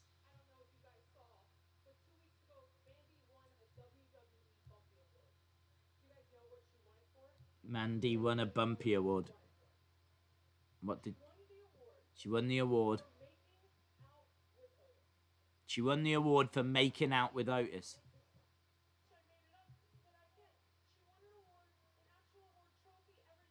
Yeah, but Sonya, no one cares about the Bumpy Award. Like, literally, you're the only one that's mentioned them. So it doesn't matter. She could win the Bumpy Award for Best 1950s Wrestler. No one's care to argue or care. Maybe the Fiend is holding Bliss hostage and will use Bliss as bait to lure Braun back. Is Otis and Tucky. Otis and Tucky Heavy Machinery have come down. Beating up on Miz and Morrison. Hey, hey, ho, ho. Morrison into the corner. Tucky charges over. Bit of energy been injected into this segment. Here's Otis, look. Morrison slides out. Sonya just fixing her suit. Looking cool, man. Looking cool, looking fresh. Briefcase. Yeah. Isn't Tucker? Yeah. What if Seth and Dominic have an eye for an eye? I think we've done that. I don't think we need to go that way again. She made out with a dude and left Sonya hanging. The briefcase has returned. Days, you should bring Kia into one of the streams. Oh, well, that's not happening because she is upstairs. We're downstairs. And she can't get down them stairs. How's the bar doing? The bar is fine. Days, that was Cousin It on screen. Worst segment ever, says Fusion Guitar. Yeah, I mean, I wasn't a fan of the hair thing. I don't know. I have never been on board with Miz and Morrison since they've come back. I don't care for the videos that they do. I don't care for the hey hey ho ho. I just don't care. I don't like them. I don't think they're funny. I don't know what it is. I know there's people that do, right? Absolutely fine, right? I'm not like so against it that I'm getting upset or anything like this. It's just, it doesn't resonate with me. It passes me by. Do you know what I mean? So, yeah, I think they could do so much better with John Morrison. John Morrison. John Morrison, when we found out that he was going to WWE, it's like, how are they going to do it? Rumble? Are they going to have him in the Rumble? Who's his first feud going to be? They're sure to have a feud with The Miz. And you're building up all this stuff, and they've just put him in a tag team with The Miz and just gone... It's clear that they don't see him pushing or knocking on that main event scene. So, which I think is a real shame. I really like him, and you know, he's gone around and he's built up quite a little good following. Just don't see it, do they? They're saving the show. They shout out to my brother who was 12. He died yesterday. What was your brother's name? Shell shocked. What's the story there? Sonia joining the hair club. Where's Huskus? I've missed the little big guy in your streams. Where is Huskus actually? Yeah. Probably should have him, shouldn't I? Oh, there we go. There's Huskus. That makes a bit more sense, doesn't it? Now that we're inside. I don't think he is in the picture either, is he? There we go. Can he sit there? Can you sit somewhere? Sit there? No. Brilliant. Thanks. There we go. And the creme de la creme. There we go. Yeah! I do still love this. It does still make me laugh. Me as the Fiend. Me as the Fiend. You can get these from Snugsy if anyone's interested. But that is my face before do you know what I mean? Before lockdown hit. That is me as the Fiend. Yeah, we were. Imagine if Alexa thought she was about to get attacked by the Fiend last week, but hello! Yowie wowie. There we go. That's scarier than anything WWE has ever done. There we go. Is he there? Is he staying? Look, he's right by the door! I've let him in! I've let him in! Scenes inside the Fun House. Days, what is your favourite soccer match?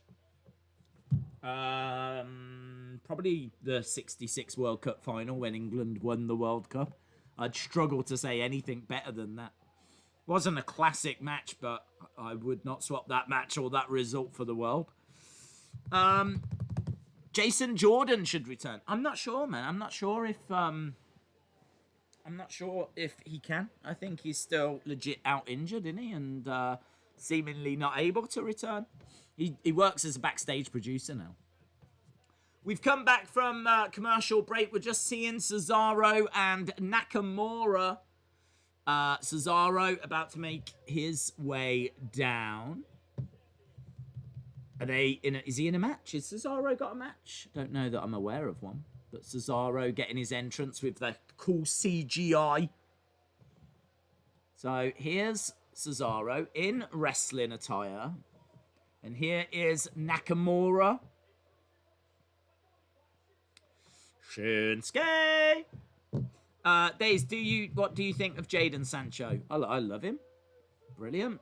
20-year-old, 20 goals, 20 assists, I think, this season. Absolutely brilliant. I'm desperate for Man U to sign him. Sancho, if you watch him, come on, mate. Yeah, let's get this sorted. We're all friends. Smackdown is sponsored by Progressive. Good to know. Breaking news. Marina Shafir giving the old thumbs down. She is not a fan of Cesaro and Nakamura. I don't know why. They're taking on the Lucha House Bros. Lucha.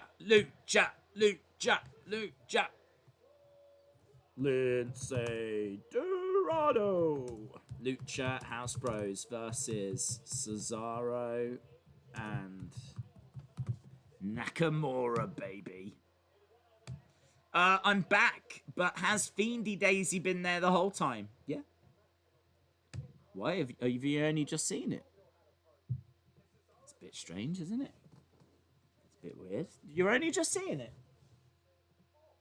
It's been there since the beginning. Don't know, Chalmers. It's a bit weird. Cesaro is copying Sheamus's entrance. That's nice. That says to me they're on the same page. That's what that says. Jessica Carr is the ref for this one. I really like Jessica Carr. I think she is an excellent referee. She doesn't go like OTT like some other refs. But she doesn't take no nonsense either. Into the corner goes Cesaro. And he manages to get a backbreaker on Lindsay Dorado.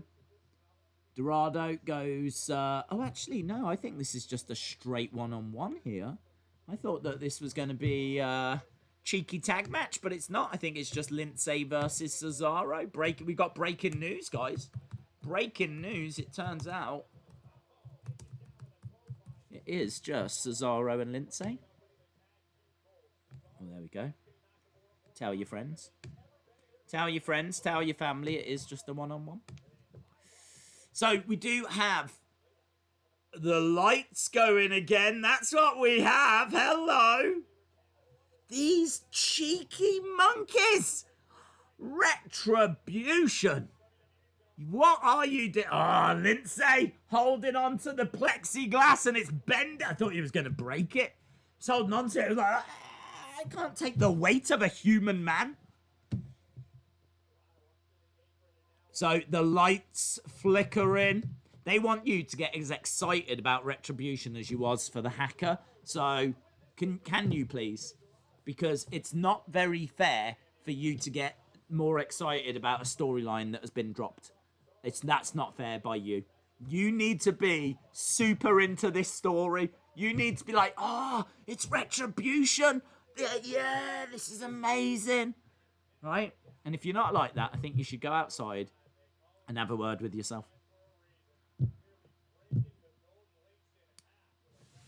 Lights flicker. Yep. Stand back. There's a hurricane coming through. The hacker is here. Who is Retribution? We don't know who's in the group, but there is a group that was causing mischief on Raw. WWE have come out on Twitter and said that their name is Retribution. WWE has learned that the group is called Retribution. They found that out by asking Vince. Vince, you know this group that you've put together? What are they called? They're called Retribution. Okay, thanks. Save up to 50% off championship titles and t-shirts tonight. Also tonight, after Friday Night Smackdown on the WWE Network is 205 Live. You can also get a free version of the WWE Network. Worth doing. I mean, there is matches and things you can watch for free on there, but a lot of the pay-per-views are locked. A lot of the old Raws and Smackdowns are locked, but the occasional match and whatever, there's things that are on there. For free, you really can't argue. Well, I mean, you can. Lovely moonsaults by Lindsay Dorado. Shinsuke trying to get involved. Grand Metalik might want to go round, have a word. Cesaro with a big strike across the back. So, they are doing the same thing. They're just throwing stuff at a power generator. Yeah. WWE hasn't learned. WWE must have fixed that power generator from Raw. And now the group has come back again and like, yeah, let's wreck it again. You'd think they'd have a security guard in front of that generator now. You'd think they would have learned. But no. They should have J&J security in front of that generator. Something tells me there's going to be some footage that we'll see soon.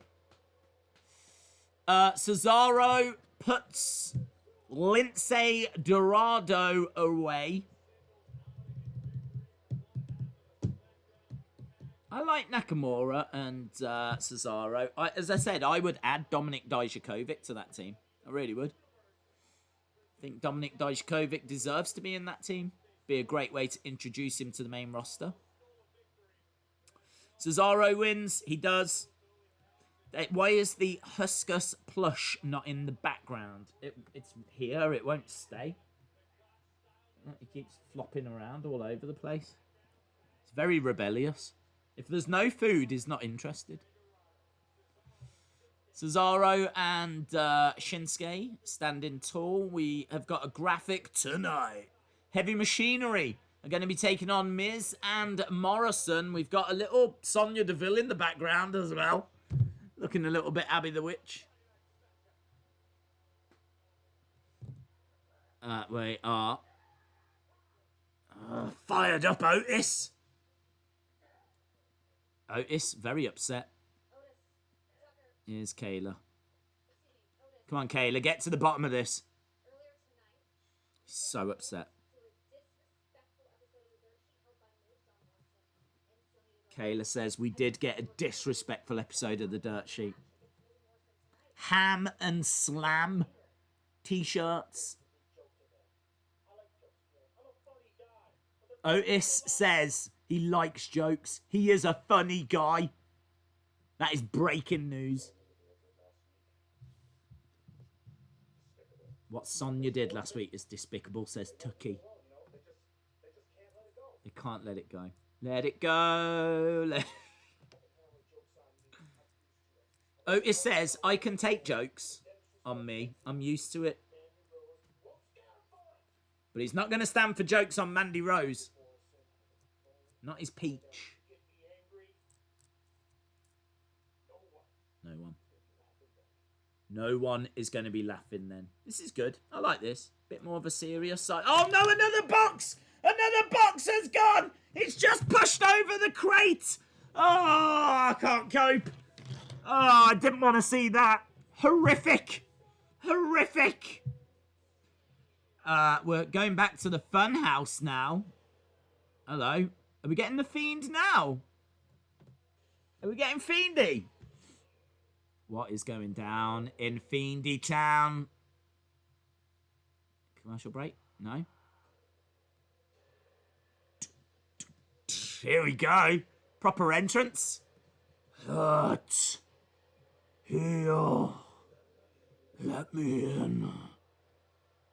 He's got a lantern. Fiend's here. Big entrance, man. Lasers everywhere. Look at all these lasers. Man, they've gone to Lasers R Us.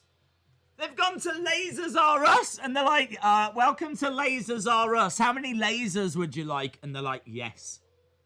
Sorry, what? How many lasers would you like? Yes. What's that mean? All of them?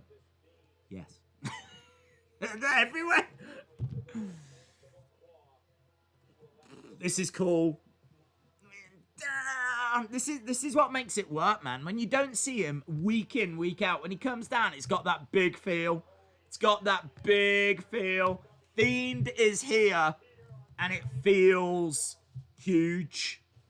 I think I've got to write Fiend promo, and I don't know how this is going to happen. It's broken out in love. Heal. Hurts. Bit of blood splatter effect in the corner, and the word next appears as we go to commercial break. That was fire.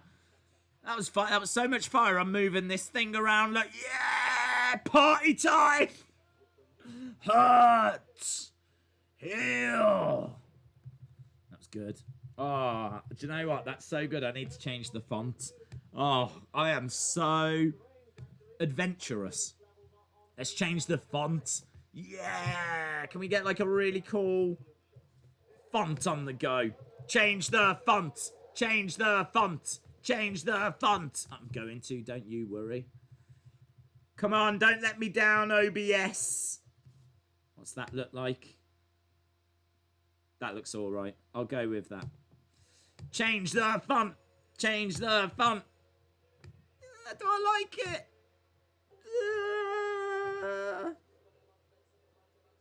Look at this. That's how big this is. I don't just go changing the font willy-nilly.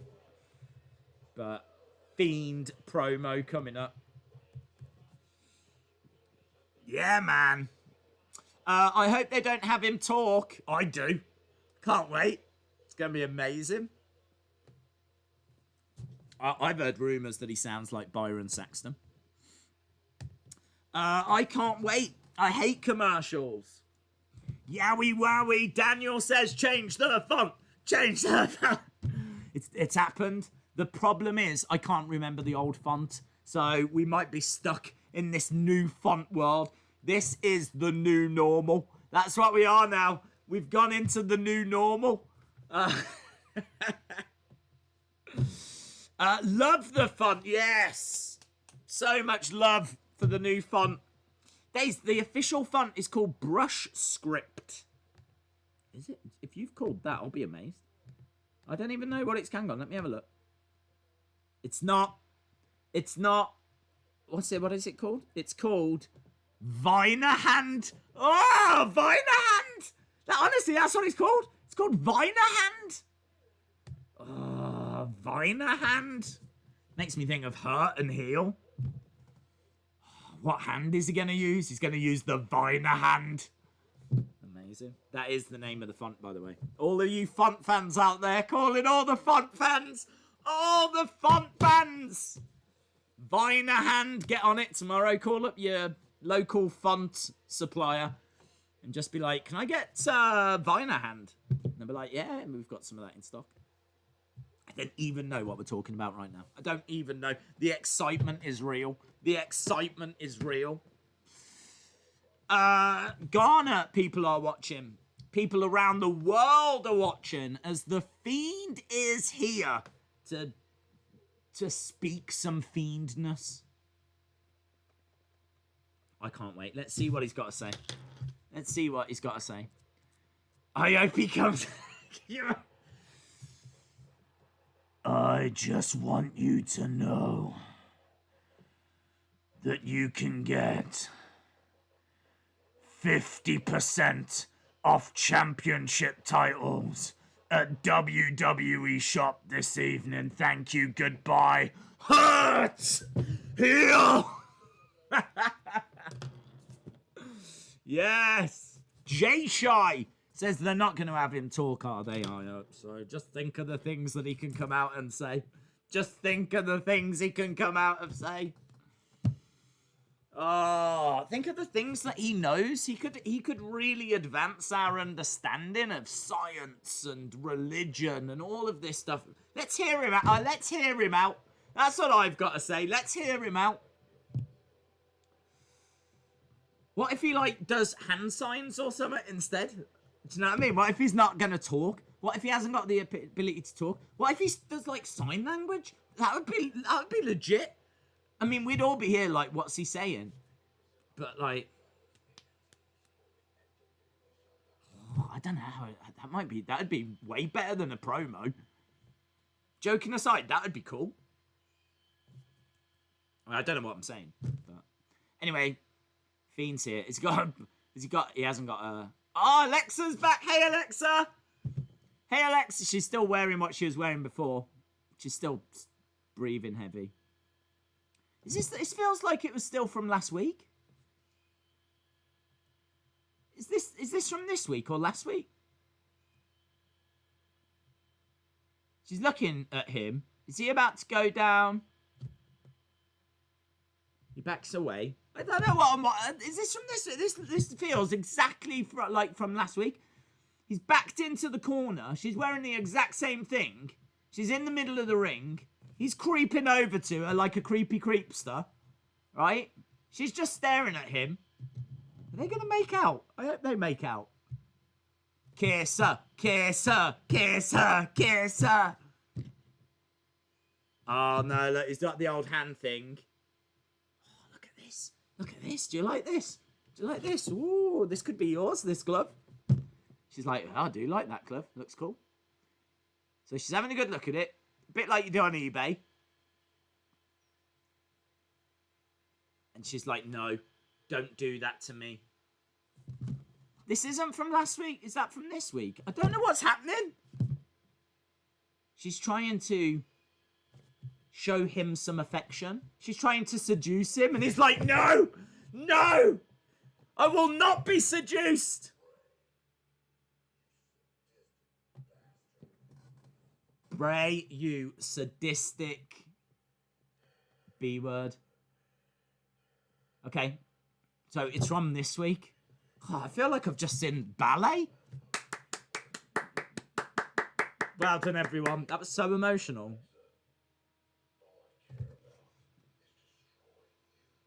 Braun on the big screen.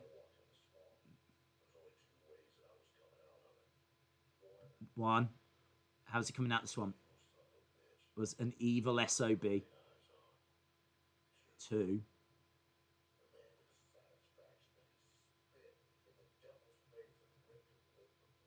Okay, well, where is he? It's very weird just watching the Fiend standing and listening.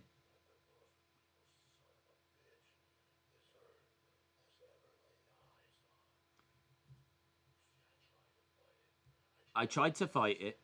I tried to resist it. I was pushed to my breaking point, says Braun.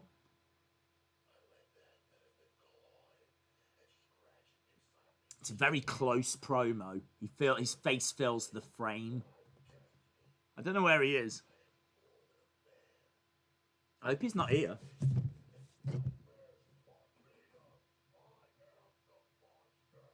I am the monster.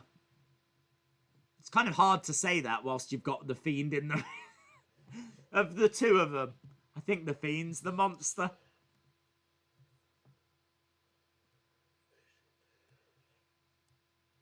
This is like the worst cameo ever. Could you imagine if you ordered this from Braun? You'd be super upset. Be like, wow, I was expecting happy birthday.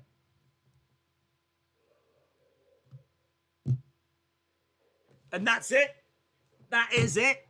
That is it. There is no promo. There isn't really a great deal to speak of. It seems like Alexa is still being held captive, being held hostage. And she tried to seduce the Fiend. She gave him a little stroke. And he was like, no! Only mother can do that! Ugh. And, I mean, he didn't say those words. But it did feel very emotional. I did feel like I was watching ballet, maybe an opera, but like one of those operas where they don't actually sing. So like a mute opera. And, which I don't even know if it's a thing, but if it is, that's definitely what I just saw. And, as I said, I feel like I went on a journey, with that story. And then, blooming cameo Braun appeared. Bray, I am the monster. Which, as I said, it's very hard for him to say that when the Fiend's in the ring with a mask looking all cool and scary and everything. Do you know what I mean? So, I don't know. It's alright. It was super intriguing. Do you know what I mean? Like, I don't know that I would have gone that way, personally. I think it would have been cool to have had Alexa at home shook up. Rather than still... Why is no one trying to save Alexa? Do you know what I mean? There's some serious questions that need to be asked. Like, Alexa was attacked. Has the WWE not got any kind of responsibility here? I feel like WWE that needs to have an official step in and just be like, Mr. Fiend, love your work, but you can't kidnap people. Like, we haven't seen Alexa all week. We have been a little bit worried about her. Thank you for bringing her back. But whatever this is, we can't be putting it out on network TV. Okay? So, we're going to have to take her back now. Yeah? I know that's going to upset you. But no, apparently that's not how WWE operates. But we should have known that. We should have known that. They are a company that will put shows on during a worldwide pandemic. So we should have known that they wouldn't be racing to save Alexa Bliss from the Fiend. But it was all right. I give it a week 8, says L.I. Baker. Yeah, well, it wasn't really much to write home about, was it? Do you know what I mean? WWE are now calling Kairi Sane's attack a career-ending attack. Makes sense. Halftime scores. Yeah, get your halftime scores in. Get your halftime scores in. What just happened? The monster said, let me in. NXT is better than SmackDown. That's better than Raw. That's better than AEW, says Ewan. Great start, but that was a flat ending with Braun. Yeah, I mean, when it came to them in the ring, I was like, is this from last week? Is this like unseen footage? Why is she wearing the same clothes? Like, I understand if she's been abducted for a week, her being in the same clothes, but would he not provide her with some new clothes? Wouldn't her clothes look a little bit more dishevelled if she's wore them for a week? They still seem to be very crease-free if she's worn them for... I mean, like, sometimes it's just the little things, the little details, do you know what I mean? But I kind of feel like with this, how are we meant to... I don't... This is where things get problematic now for me. Now we're meant to just move on. We're just moving on now, guys. We're now going to move on to... Yeah, guys, everyone in the crowd, I know you've just seen something really traumatic. But do you mind just dancing around because Jeff Hardy's coming out now? Commentators, can we just move on and just forget about what we've seen? Corey Graves just saying it's not going to be any easier for the charismatic Enigma tonight. It's as if that segment didn't happen. What we've just seen, it's as if it never happened. Super, super strange. Super strange. The presentation is, for me, so off. I think you've got, like, the whole show should be about where's Alexa. We've not seen Alexa all week. Do you know what I mean? Like, if you want us to care about it, you've got to help us a little bit. Like, where's Alexa? She's not been seen all week. We've had no social media posts from her. Her family have been in contact. The police are investigating. WWE are doing whatever they can with investigations. But we have received report that the Fiend is going to be making an appearance tonight. And if we can, we're going to try and find a way of trying to get Alexa back. We don't know how he's appeared. Like, there's so much more that they could do with this storyline. Instead, it's the Fiend's coming later and he's not alone. Then you get it. And then the moment it's done, we don't talk about it anymore. This is mental. This is mental. This is mental. Wrestling is mental. That's what I've learned today. Wrestling is mental. I don't even know why I'm surprised. I've watched wrestling long enough. I know this is how it goes, but I just kind of feel like the world's moved on from, like, where we were years ago and just accepting these things. I can't remember what the font was called before. I can't remember what it was called, so I can't even get back to the font I had. And honestly, I think that's what frustrated me even more. I'm going to have to go Arial, rounded, MT, bold, and just hope that that's good enough.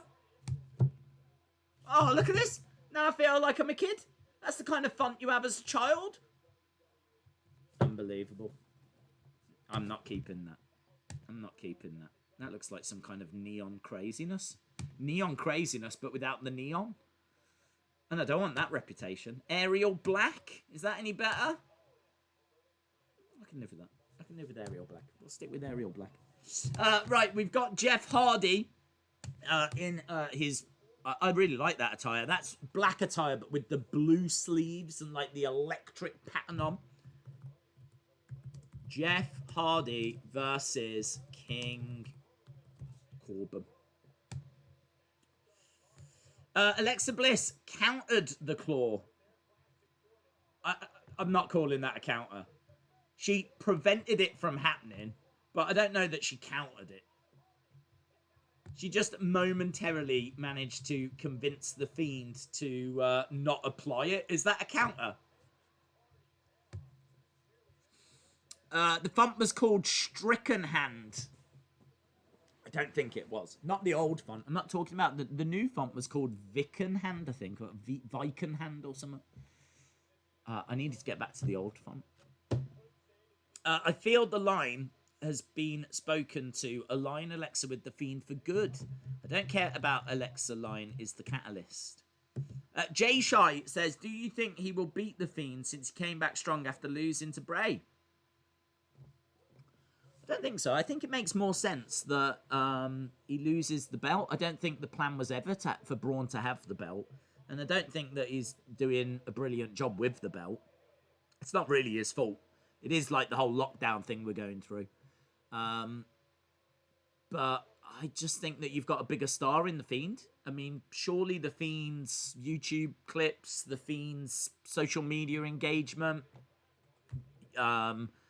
Twitter searches, Google searches, Fiend figures, merch sales, like surely all of the numbers indicate that the interest is in the Fiend. So traditionally, you would put your title on whoever's got the most interest. So I could see the Fiend winning the title back, beating Bray. The bigger question will be what happens to Bray. Does he rejoin the Fiend? We're underway with King Corbin and Jeff Hardy. BOD says, dang, this crowd really sucks. Do you think the ultimate plan is still Roman versus Fiend for the title? I don't know that that's ever been the plan. The reason the Fiend lost to Goldberg was because they didn't want to do Fiend Roman. They actively wanted to avoid it. And instead it turned out to be, it was meant to be Goldberg Roman. But then, of course, Roman and coronavirus and all of that, it never happened. So instead we got Braun Goldberg.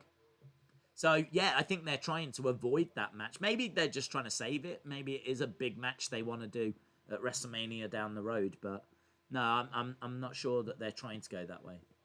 I'm sure I just saw a T-shirt, a WWF T-shirt.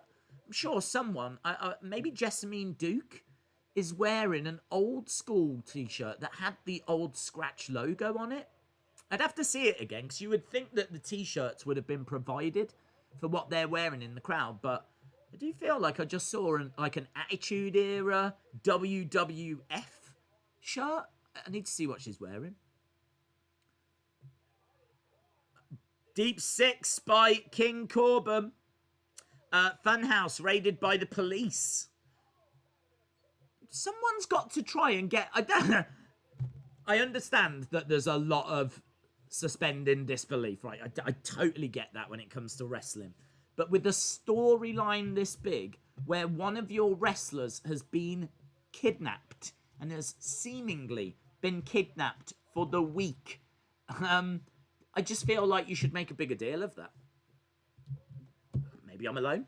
Maybe we all think this is absolutely fine. It's only Alexa. It's only Alexa. Tyler says, refs when there's a backstage fight, we've got to break this up. But refs when the Fiend attacks is, do you hear something? No. Okay. Yeah. Yeah. I mean, I can understand them having a little bit of reluctance to get in there with the Fiend. Sheamus has come down and he's just cost...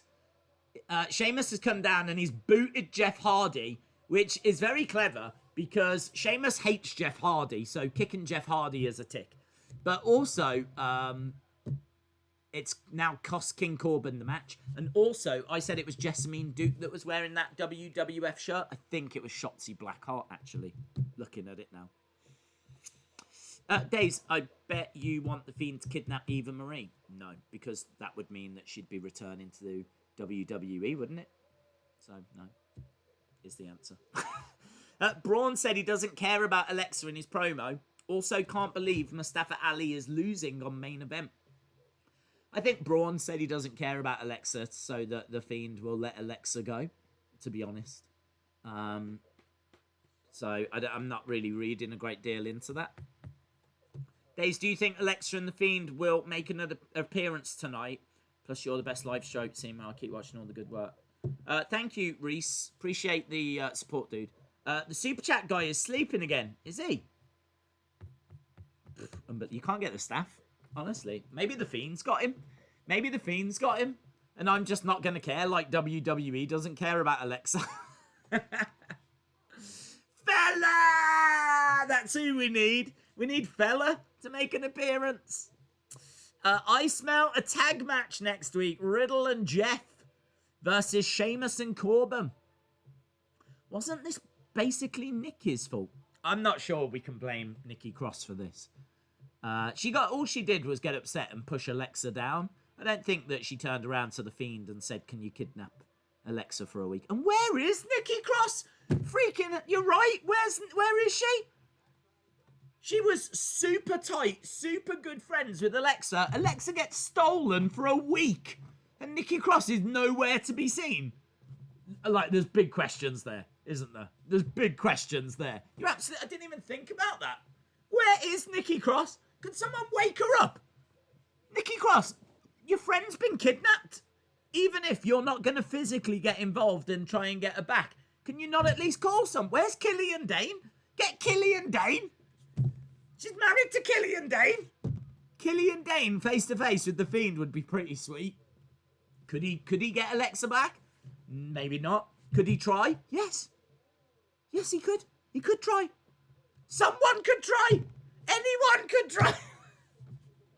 I feel so. I would try. Alexa, if you're watching, I'm already in the funhouse trying to help out here. Right? I'm doing my bit. I mean, granted, it's not worked, but at least I've tried. But seemingly no one cares about Alexa Bliss. Can't believe it. She must be, like, super awful backstage. Honestly, she must be awful. She must be, like, Tessa Blanchard backstage. Just an awful person. But, because no one's helping Alexa. Even Braun's like, I don't care about Alexa. Even Braun's like, I don't care about Alexa Bliss. Maybe it's because she's seeing someone. I don't know how long she's been seeing someone, but maybe if she was single, people would like want to help a bit more. I don't know. I don't know. Cross back to NXT is a great idea, says Ryan. Days, what's your thoughts on Adam Cole rivalry? What rivalry? The one with Pat? Or what? Jeffrey says, if they would just play Cold War Kids Complainer or Rollin, this would actually be worth watching. But Sheamus, Miz, Morrison, Matt Riddle, please. Well, we've actually got Sheamus and King Corbin now. We got Heel Fest. What's this? Welcome to Heel Fest 2020.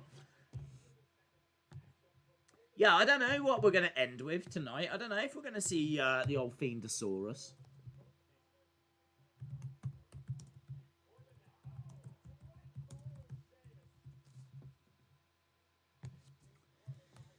Oh, I'm not feeling this new font. I'm not going to lie. Real problems. First world problems. It's Bliss's fault because she just sat there. Well, I mean, there's an argument that she's traumatized. But, I mean, that is also true. Why did she not try to run away? Why didn't she try to run away last week? Why hasn't she tried to run away this week? There's so many freaking plot holes in this thing. There's so many. I love the fact that Fiend appeared and attacked her and Mandible clawed her, right? I love it. I thought it was a great moment. Incredible moment, right? But there has to be questions asked. Where has she been? Why is no one looking for her? Why didn't she try to run away? I don't know. I think Heavy Machinery versus the Dirt Sheep is going to be the main... Oh, you're probably right. You're probably right. Copy and paste the font at the top. That's a good point. I probably will do that after. Maybe she's been brainwashed. Maybe. Maybe she's been brainwashed. She certainly wasn't brainwashed last week, though. She could have tried to run away then.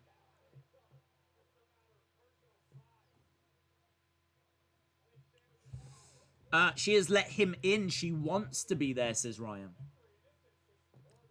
Who do we let with when we hate them both? Hang on. Who do we want to win when we hate them both?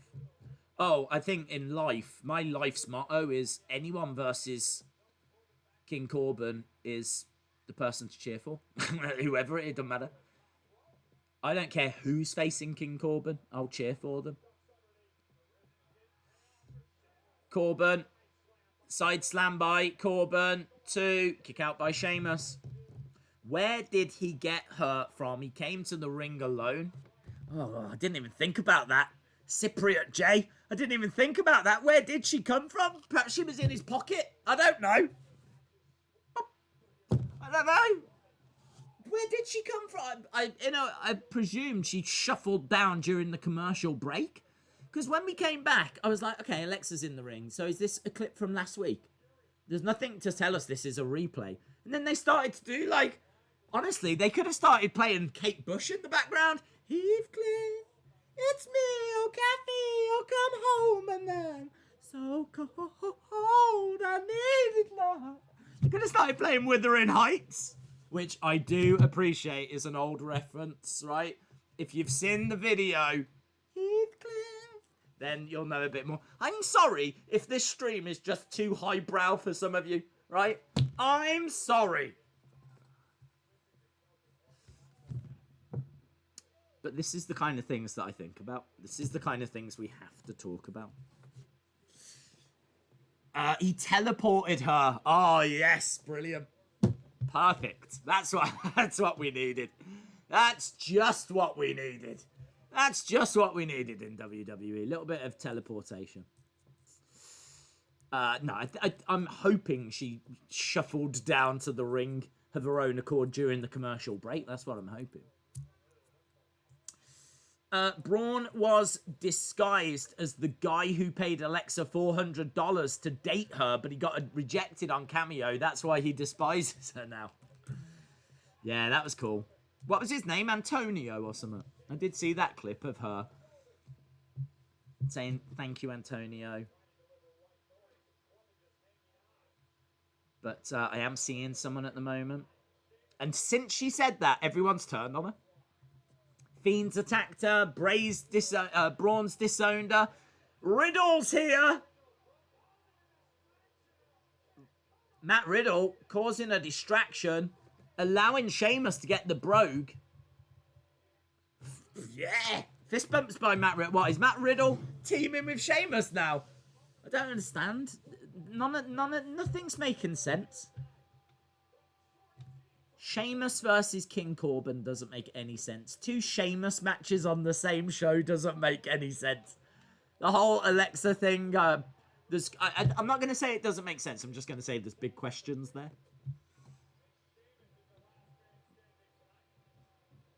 Sheamus attacking Naughty G was weird. Riddle helping Sheamus is weird. Okay, we're backstage. We've got Bailey. Bailey Aldergold on a t-shirt. Here's Sasha.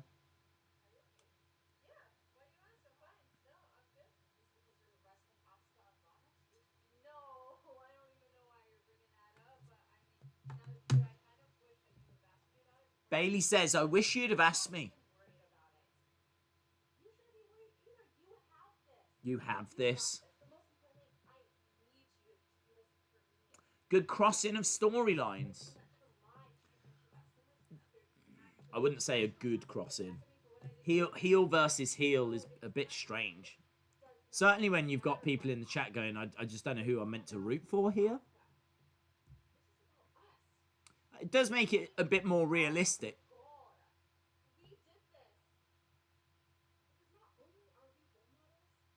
Sasha says, not only are we role models, but you're my role model. Who's this guy? You needed in the ring for a video conference with Stephanie McMahon. Who's that dude? You needed in the ring for a video conference with Stephanie McMahon. Wow, Captain Charisma's here.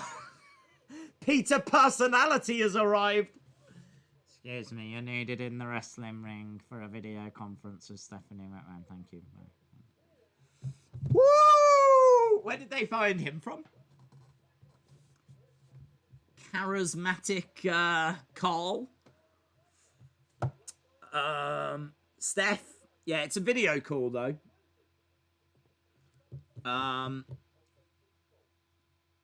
Days, you sound exactly like that. Welcome to the Wrestling Days channel, everybody. Welcome to the Wrestling Days live stream. Thanks, Chalmers. Days, Fiend and Alexa might end up being Vince's version of Beauty and the Beast. You're oh god, you know the moment that Alexa stroked the Fiend's mask, she was singing that song. Beauty and the Beast. She loves Disney. In her head, she's playing through all of those scenes. That's where she's getting her inspiration from. Definitely. She's thinking Hunchback of Notre Dame. She's thinking Beauty and the Beast. She's thinking Shrek. She's going through all of these things, playing out her little moment. You're right. Maybe she has been brainwashed. She's been convinced that she's trapped in a Disney film. Now, honestly, if you was going to try and trap Alexa, that's how you would do it. You'd be like, right, look, this isn't real. We're just playing. You're in a Disney, and you're a Disney princess. Oh, amazing. She'd be like, am I? Yes, you are. You're a Disney princess. Called Alexa Lena. And the princes come in, and you've got to play this out. All right, yeah, okay. And then she'll play along with anything then. Trust me, I know women. I know women. That guy sounded like Seth Rollins. Shrek isn't Disney. Oh, Brandon, coming round here with your facts.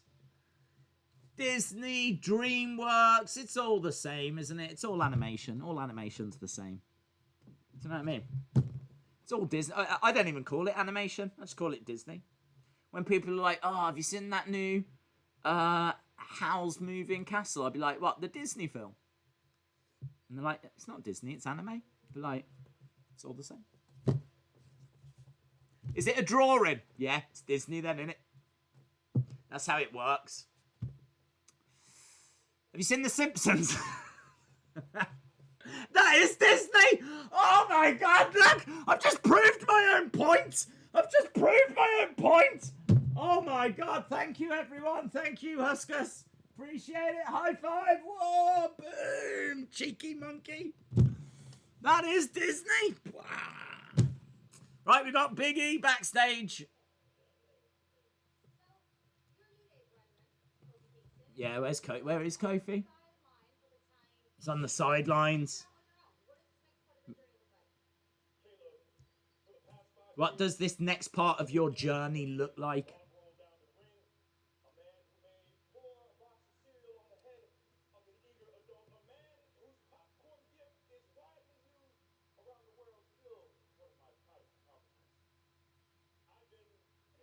I've been an entertainer, a tag partner, and a friend.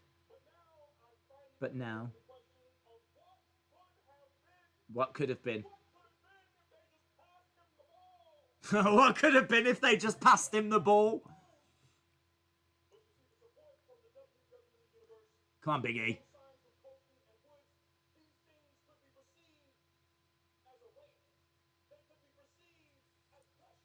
He says,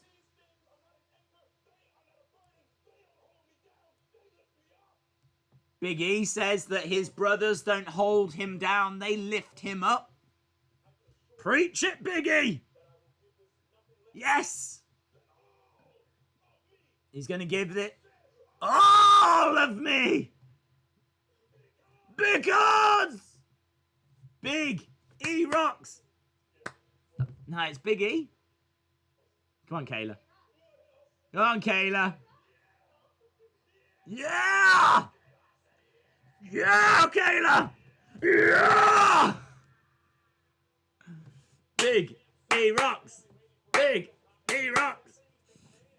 We've got Bailey and Sasha in the ring. There's Steph. There's the S-Dog. Hi, Stephanie. She's here. Bailey, Sasha. She's in front of like a wooden door. I hope no one opens that door. If someone opens that door, then Steph's going to go... Open the door. Open the door. Triple H, if you're watching, open the door. Amazing. That means so much coming from Yao. Thank you so much, Stephanie. That means so much coming from Yao. Yeah. Your positive feedback means the world. We want to be role models. Yeah. Even little girls like your daughter, Stephanie. What a job you've done. Yeah. Raw, SmackDown, NXT, they've been everywhere.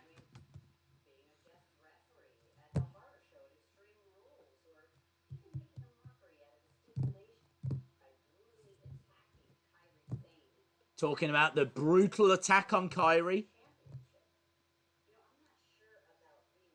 I'm not sure about being role models.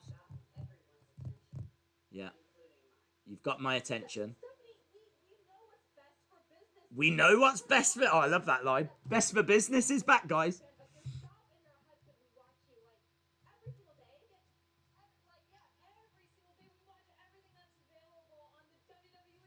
There we go. $9.99, guys. Good work. Steph won't hold a grudge. Come on, Steph. What you got? What you got, mate? Oh, also, Steph, Alexa's been kidnapped.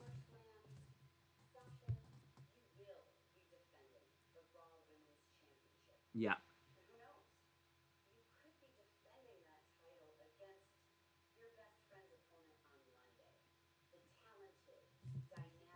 You could be defending against Asuka. Yeah.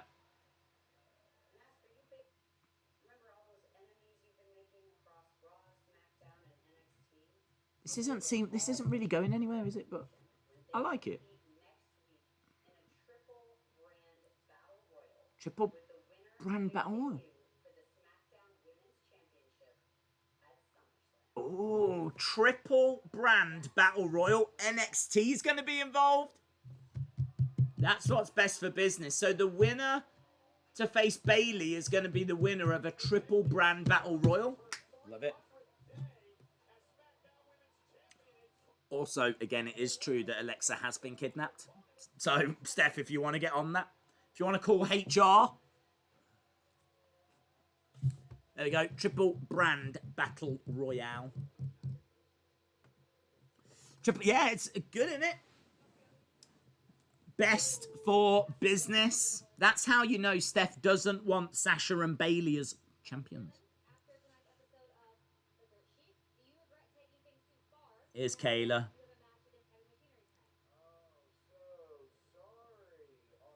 So, yeah, we have got Miz Morrison against Heavy Machinery. We've got 28 minutes left. Sometimes good comedy offends.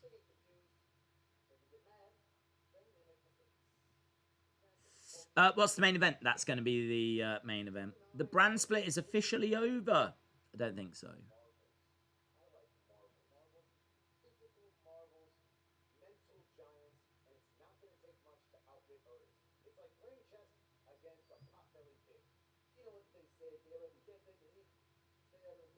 If you can't take the heat, stay out of the kitchen.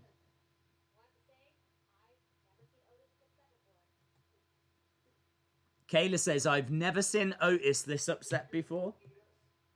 What's he going to do? Eat us. That's a good line. Fair play. Steph said retribution. There we go. She's behind it. Steph's behind it. Steph is frustrated. Retribution is Steph and her friends. It's no one from NXT or anything. It's actually Steph was one of the female.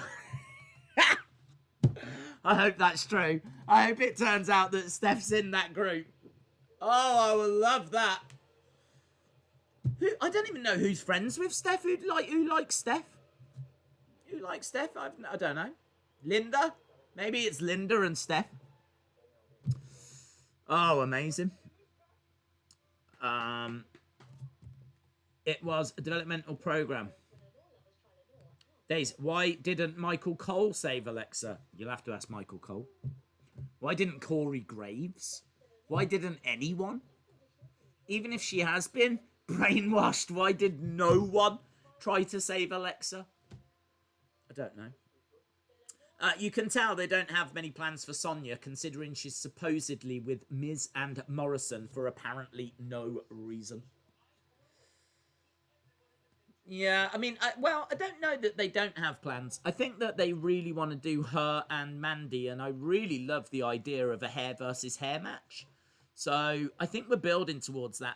And in a way, it would make sense to keep Sonya around with Otis in particular, because he's a big part of the Mandy Sonya story. So if she's going to be involved in a match, this is probably the match that makes the most sense. And I like the fact, I've said before, I like the fact that things are so rushed in wrestling. I like the fact that they're really selling that attack from last week. You know, Mandy, we've not seen her yet. I mean, is she going to come running out at the end of the show? Maybe. But if she doesn't, I'm fine with that. I'm fine with us having the slow build, and, you know, good things come to those that wait. Look at the Fiend's appearance tonight was huge. To my knowledge, that might be the first time we saw the Fiend getting an entrance and coming down to the ring during lockdown. I can't remember him coming out before during lockdown. I really can't. Can't think of him being on SmackDown before during like the pandemic and being at the Performance Center. So yeah, it felt huge. It felt massive as he was coming down. It's like, wow, we're really seeing something here. And then, you know, the segment was what the segment was. People will be into it. I thought that there's a few questions that need to be answered, but that was all right. Roman is going to save Alexa. I hope so. I hope someone does. Where was R-Truth? Tell him we found little Jimmy. Apparently, the in-ring segment of The Fiend was taped last week. It did feel that way, but they didn't say that, did they? They said, like, coming up next, and they never made out that it was taped last week. But I believe it was. It makes sense. He's in his outfit. She's there. It makes sense that they film it at the same time. So I haven't got a problem with them doing that. But, yeah, it was a little off as a result. I do feel like Alexa probably needed to change clothes or needed to look a little more disheveled, considering she's meant to have been kidnapped for a week. Okay, Miz and Morrison versus Heavy Machinery. Alexa should save Alexa. Miz, Morrison. Here we go. And Sonya Deville's come down. For some reason, she's changed her attire. I mean, why? Why has she changed her attire? She was wearing a perfectly fine suit earlier, and now she's changed into wrestling gear. Or seemingly wrestling gear. Which sort of implies that Mandy might come back and this could get turned into a six-man? / woman / mixed thing. Why has she changed her clothes? It's like, Sonya, do you want to come down to the ring with us? Yes, but I better get into my wrestling gear. No, you're not wrestling. I know. What? But you're in a good suit. You look fine. You look great for standing at ringside. Yeah, but I won't go. You know what I mean? I brought it. Might as well wear it. Makes no sense. I do feel that if someone just sat down and just spoke about things that didn't make sense, I honestly think it would shock us the number of things that you could find in an episode that just don't make sense. Just either comments or actions like that, where you'd look at it and you'd just go, why has she done that?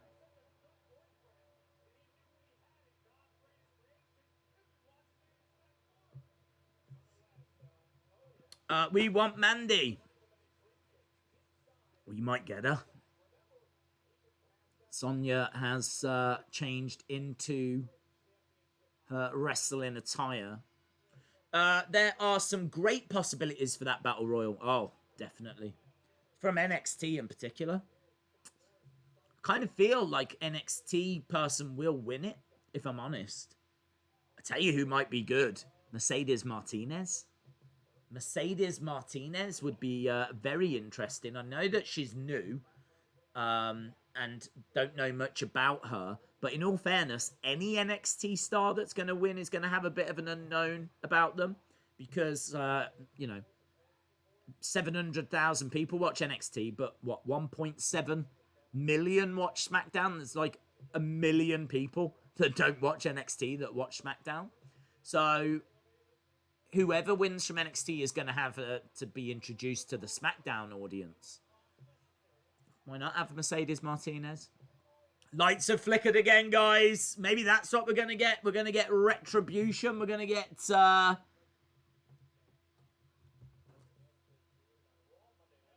Yeah, Corey just said, I hope this isn't down to retribution again. Otis knocks into John Morrison. It would bring more attention to NXT. Rhea Ripley will probably be favourite, you would think. She was obviously at WrestleMania. She does make a lot of sense. She's a face. Kick to the midsection. Again by Miz. Big chop. We must protect the boxes, says Real Deal Stewart. Yes. You're right. Perhaps, honestly, perhaps that's why no one saved Alexa. Perhaps everyone has been allocated a box backstage and they're all literally just like watching all the boxes to make sure none of them get pushed over. They've got one person at the generator. They've got one person for each box. And someone came running in and they're like, you do know that Alexa's back and she's in the ring with the Fiend. Oh, this is just not the right week. I'm afraid we've got no one spare. We're having to watch all the boxes. Oh, why couldn't it be next week? So maybe that's why no one's come to her aid. Days, we didn't get any women's matches tonight. That sucks. That does suck. Legit, that sucks. There's no reason as for that. Protect and save the boxes, says Sonny Wolf. Justice for the boxes, says Dave. What if Dana Brooke wins? Did you see Meltzer said on The Observer that if ratings keep getting worse, Vince will have no choice but to change his mind and try to make amends with CM Punk and bring him back? What are your thoughts? We said something similar. I think that Vince is at the point where he's going to have to do something to boost ratings. Because in all honesty, once you can start having crowds back, that's not going to bring people magically back. The problem that WWE have got is that they've lost viewers because the quality of the shows hasn't been there. Now, granted, a lot of that has been as a result of a lack of crowd. You know, there's a much less energy as a result now. You're not getting those reactions. I think there's been loads of storylines that have been dropped, loads of reveals and call-ups and maybe even shock moments that we haven't got because there's no crowd to react to them, and they're going to lose their impact as a result. So they've still given us a few things, but nowhere near as much as what we would have got. There's been tons that's been changed and cancelled as a result of like the coronavirus pandemic. So the problem that Vince has got is that once we do get crowds back and we are getting back to normal, I don't think you're going to see the ratings get back to where they were. Ratings were doing this, right? And now we've hit the pandemic. They've done an even sharper decline. Just because the crowd's coming back, they're not going to get back to kind of where they were. I think there will be a little bump, but they've definitely lost viewers forever that won't come back now. That are going to change their habits, their viewing habits are so important. I do it all the time. I'm just naturally in a routine now of, okay, it's Wednesday, I need to check this out. It's Thursday, I need to check that out. It's Friday, I need to check that out. It's very hard for new shows to get my attention because I've got a routine. Do you know what I mean? Of, right, I'd watch this, I'd do that, and viewing habits are a thing. If people fall out of the habit of watching wrestling, it's not going to be too easy to get them back into that habit. They need something to wake people up, send a message. They need big talking points. I think wrestling is going to get real exciting for us that are still sticking with it. Once you get crowds back, they are going to have to do a lot to get back those lapsed fans. And they've made a ton of money. They've made 4 times the amount they were expecting to make just in the last 3 months, because they've not taken the show on the road and they've not got all of that high production cost and all of that. So they've made all this money. They're sitting pretty. They've got money to literally money to burn.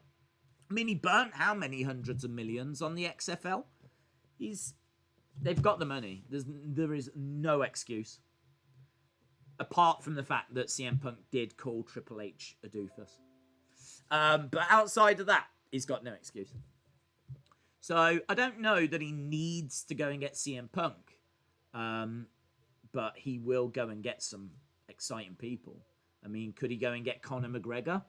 Yes, I think he could. Very realistically, Conor McGregor's done with UFC, seemingly, or said he is. WWE come call him with a decent payday. Why would he not take that?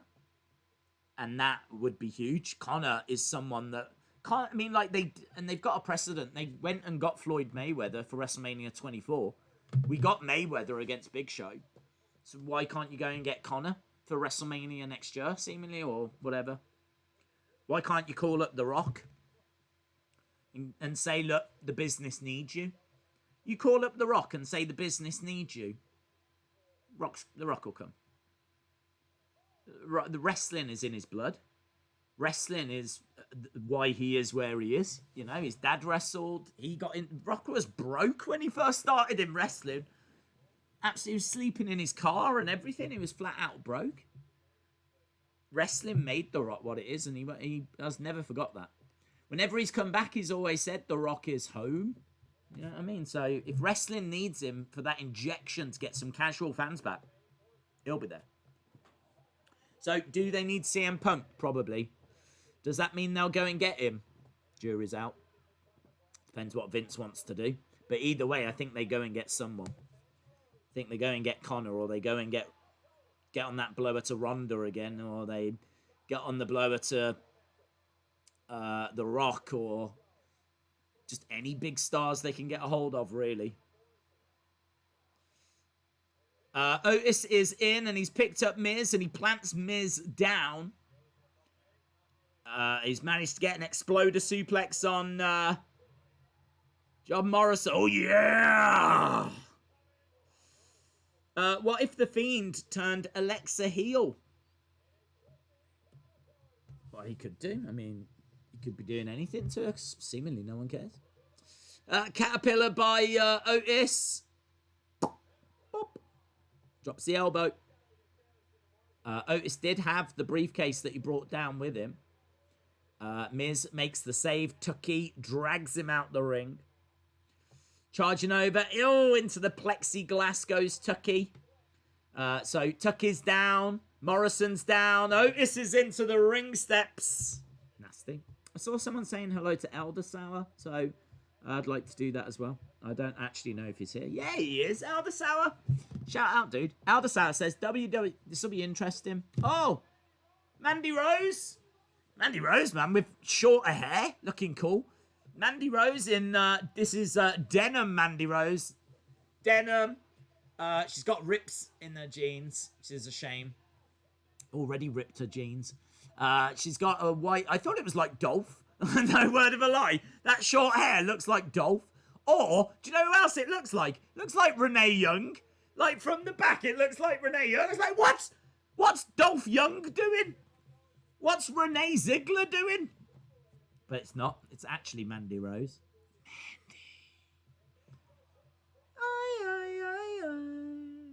She is very upset, guys, with Sonya Deville. Very upset. Miz and Morrison pulling... she looks great, though. Can I just say, she looks amazing with shorter hair. Really, really suits her. Chaos. Chaos, and we've still got a good 10 minutes left. Right, yeah, Aldersour. This will be interesting because Aldersour is a passionate NWA fan. So it'd be interesting on his take on what WWE should do right now. So Alder says, WWE should be trying much harder for audiences since other sports are not being as supported as usual. That's really true. We're starting to see other sports coming back as well, aren't we? I mean, basketball's just come back. Baseball came back, might have gone again. I honestly don't know. I think it's still back. But yeah, I mean, you're absolutely right. I suppose the big concern for WWE and wrestling is that there hasn't been any competition. They've just had the whole sports market to themselves. And still, people have gone, no, I won't. No, I'll watch this paint dry instead. So, yeah, it's Vince has said it's because there's no crowds and, you know, we need to get better with our characters and our storylines and all that. But that's no good saying it in August when the world was in lockdown since March. Do you know what I mean? It's like, thanks. Yeah, you did. You're absolutely right. You did need better storylines. You did need better character development. You did need to think a little more out of the box. But it's August. so yeah. I mean, could they do with getting a big name in now? Maybe, yeah. I mean, I can understand, I suppose, them not wanting to spend the money on something that's not going to get the crowd reaction now. But man, there is opportunity there now to get eyes on the product. I mean, why sit and just keep watching the number go down? Why sit watching the number go down going, nah, it'll be all right. Right, once we get crowds back, it'll be fine. Yeah, no, it's fine. Yeah, it'll be fine. Yeah, but it's getting quite dangerously low now. Yeah. No, it's fine. It'll be all right. No, it'll be fine. It'll be fine. Crowds back soon. I spoke to Trump. He said crowds back soon. Yeah. He said it'll be gone when the hot weather comes. It'll be fine. Yeah. It's like, do summer. Do summer. So, yeah, maybe they could... I mean, I don't know who they can get, in all fairness, because they might be trying. They might be calling people up going, Connor! Oh, you can't fly over. Okay. Speak soon. Yeah, love you. Bye. And maybe they've tried a few people, and they just can't get them because they don't want to travel to Florida, which is understandable. This Monday... I can see Connor and WWE. Yeah, I can see it as well. They should make another wrestling industry like Shane made Raw Underground. Yes. Asuka versus Bayley on Monday. Raw Underground advert as well.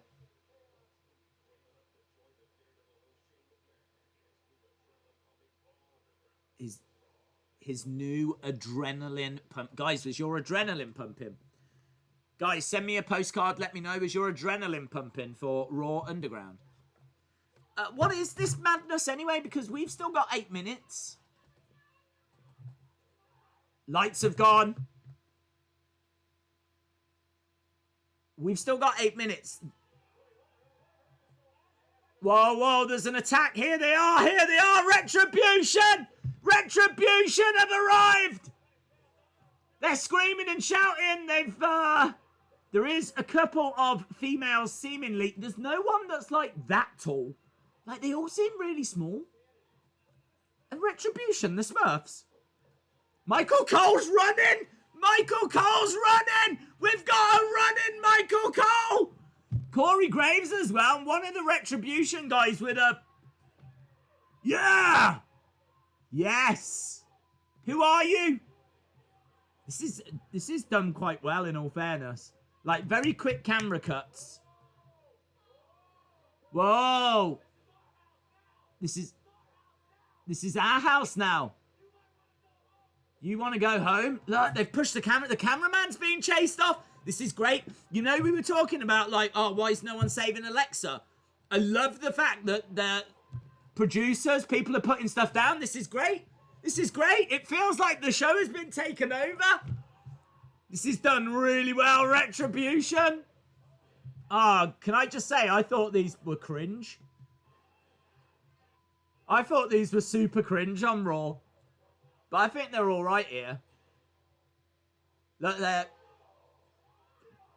booting people. There's people in there. I love the quick camera cuts. Where's security? Surely there must be some security that can come down to try and restore order. And I don't know why the producers are still showing this footage. That's my only other question. Why is Kevin Dunn?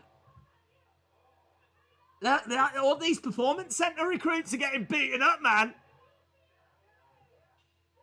I can't see who that is, but whoever it is it Jessie? I can't quite see.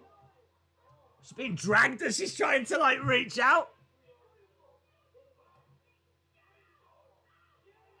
They're surrounding her.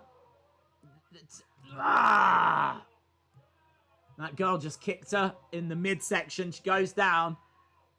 They've got a real problem with this girl, haven't they? I don't know what she did. Perhaps she said, like, something really bad about that. I'm trying to see. That one's got, like, curly hair. But I can't figure out who they are. Yeah, why are the Performance Center recruits not getting together, man? These Performance Center recruits are lame. Get some weapons. Yeah, the guy's got a chair. None of them are Dominic Dijakovic. None of them. We've gone over to commentary. They're now pushing each other. Do it. Tip it over. Yeah! Oh, yeah! I feel like I'm a rebel as well. Yeah! Stick it to the man. Yeah, we're going to spray paint. Graffiti. Graffiti. Graffiti. Yeah, what are we going to write? Flip off, world. Yeah. Don't flippin' tell us what to do. Yeah, all over the plexiglass. Scenes! We've got scenes! They've trashed.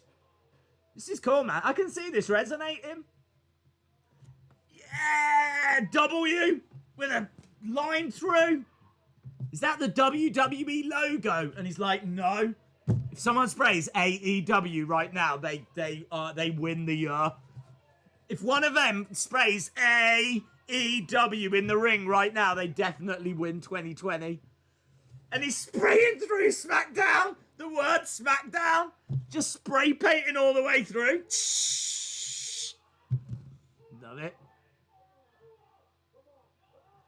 Yes! They have trashed it. They've been given free reign to trash the ringside area. I want you to spray paint it all. I want you to push over the commentary table, chase off the camera people.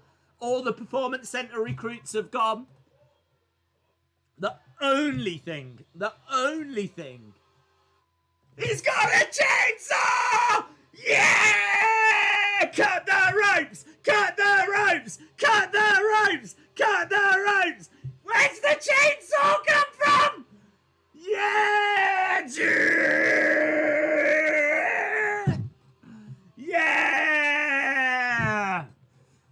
Rip out some of their eyes! Rip out the eyes of the Performance Center people! Take their eyes! Take their eyes!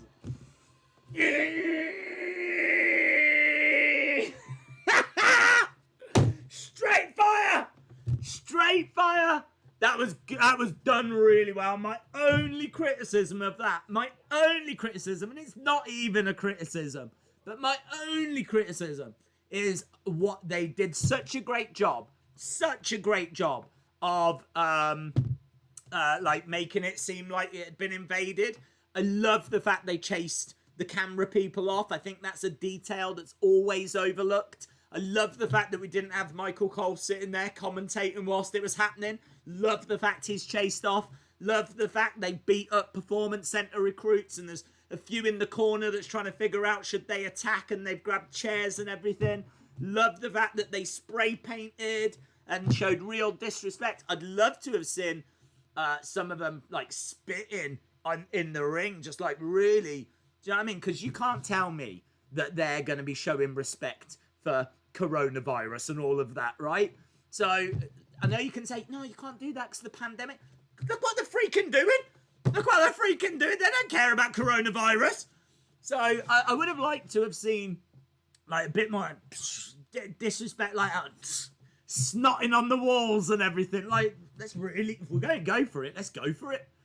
So I would have liked to have seen like maybe a little bit of that. That's not even my criticism. My criticism is, would Kevin Dunn still show all of that? Would the people in the production trucks still be sat there going, go to camera 3?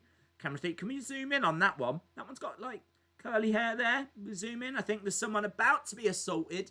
Yeah, let's get that. This is definitely the kind of thing we should put on network TV. Yes. Yes, let's watch this person get assaulted right now. Zoom in, a little closer. Let's really see the fear. Okay, now let's cut over to this one. Oh, this one's cutting the ropes. Let's go over there. Let's see this one cutting the ropes with the chainsaw. That's my only criticism. Would that actually happen? Because they've done such a good job.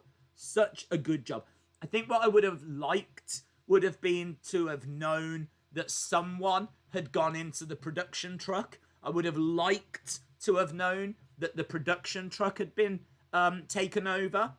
And so now WWE doesn't have control of the cameras that are being shown, the images that are being, like, they've lost complete control. I would have liked that if there would have been a way to have shown that, if we could have found a way of showing them taking over the production truck. That is my only criticism. It's a tiny criticism. That was done so well. So well. Love the cutting of the ropes. I love seeing things that you've never seen before. They've got to get credit for that. Showing us something that we've never seen before. And I've never seen the ropes be cut before. So it's really interesting watching someone with a chainsaw cutting through the ring ropes and then pinging off and, like, breaking apart. And I think the one of them grabbed it. It was like, yeah! The severed rope turned into a trophy. Woo! Sick, man. It was straight fire. Straight fire. They did an excellent job. From how cringy they were on Raw to how great that was, they did a great job. They did a really great job. It's wrestling, so who cares? You can't really have that attitude. I kind of feel like the criticisms that wrestling gets is that it's super scripted and it's not realistic, and you know, I jumped on that Fiend thing. I jumped on the Fiend thing saying, why is no one helping Alexa?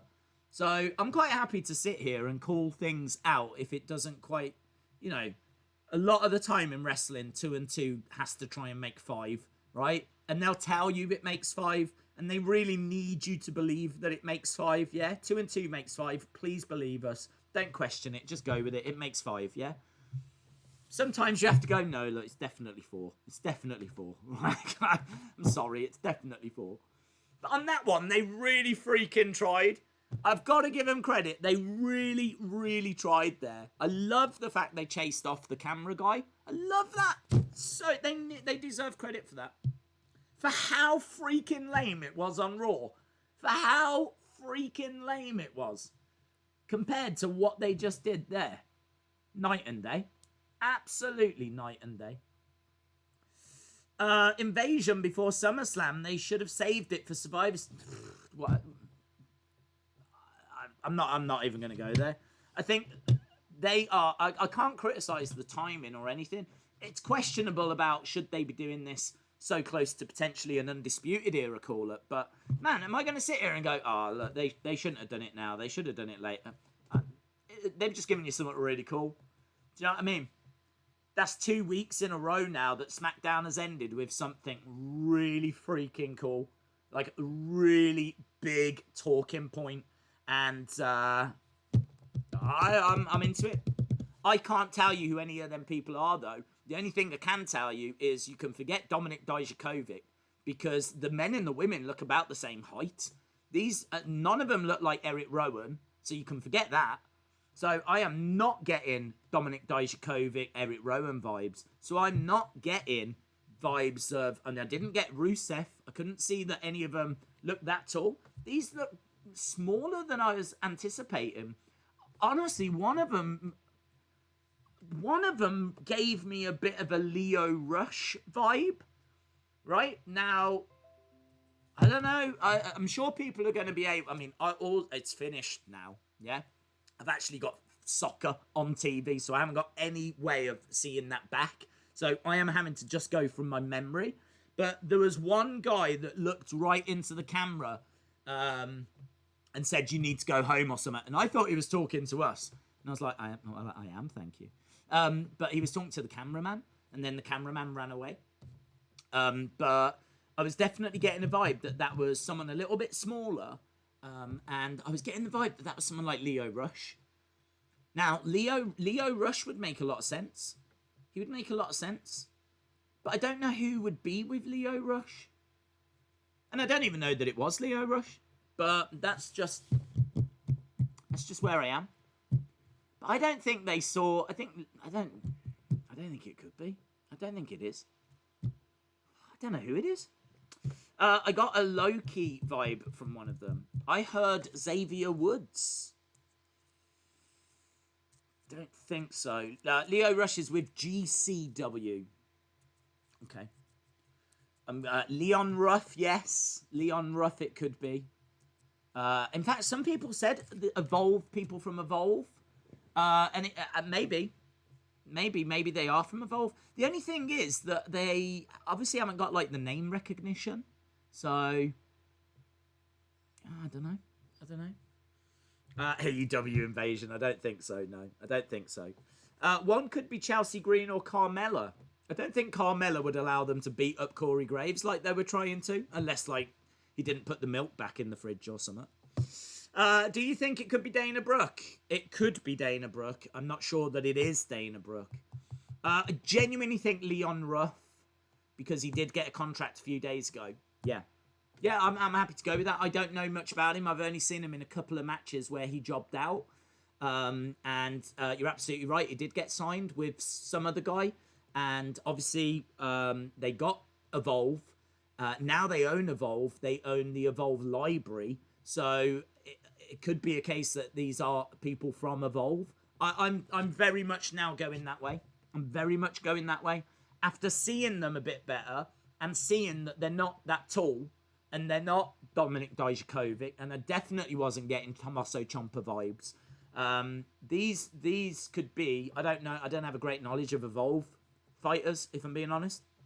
But these could be Evolve fighters. They're going to reveal themselves as Evolve fighters. And WWE has now got all of the rights, all of the library to show you the backstory on all of these people. I thought they were awful on Raw.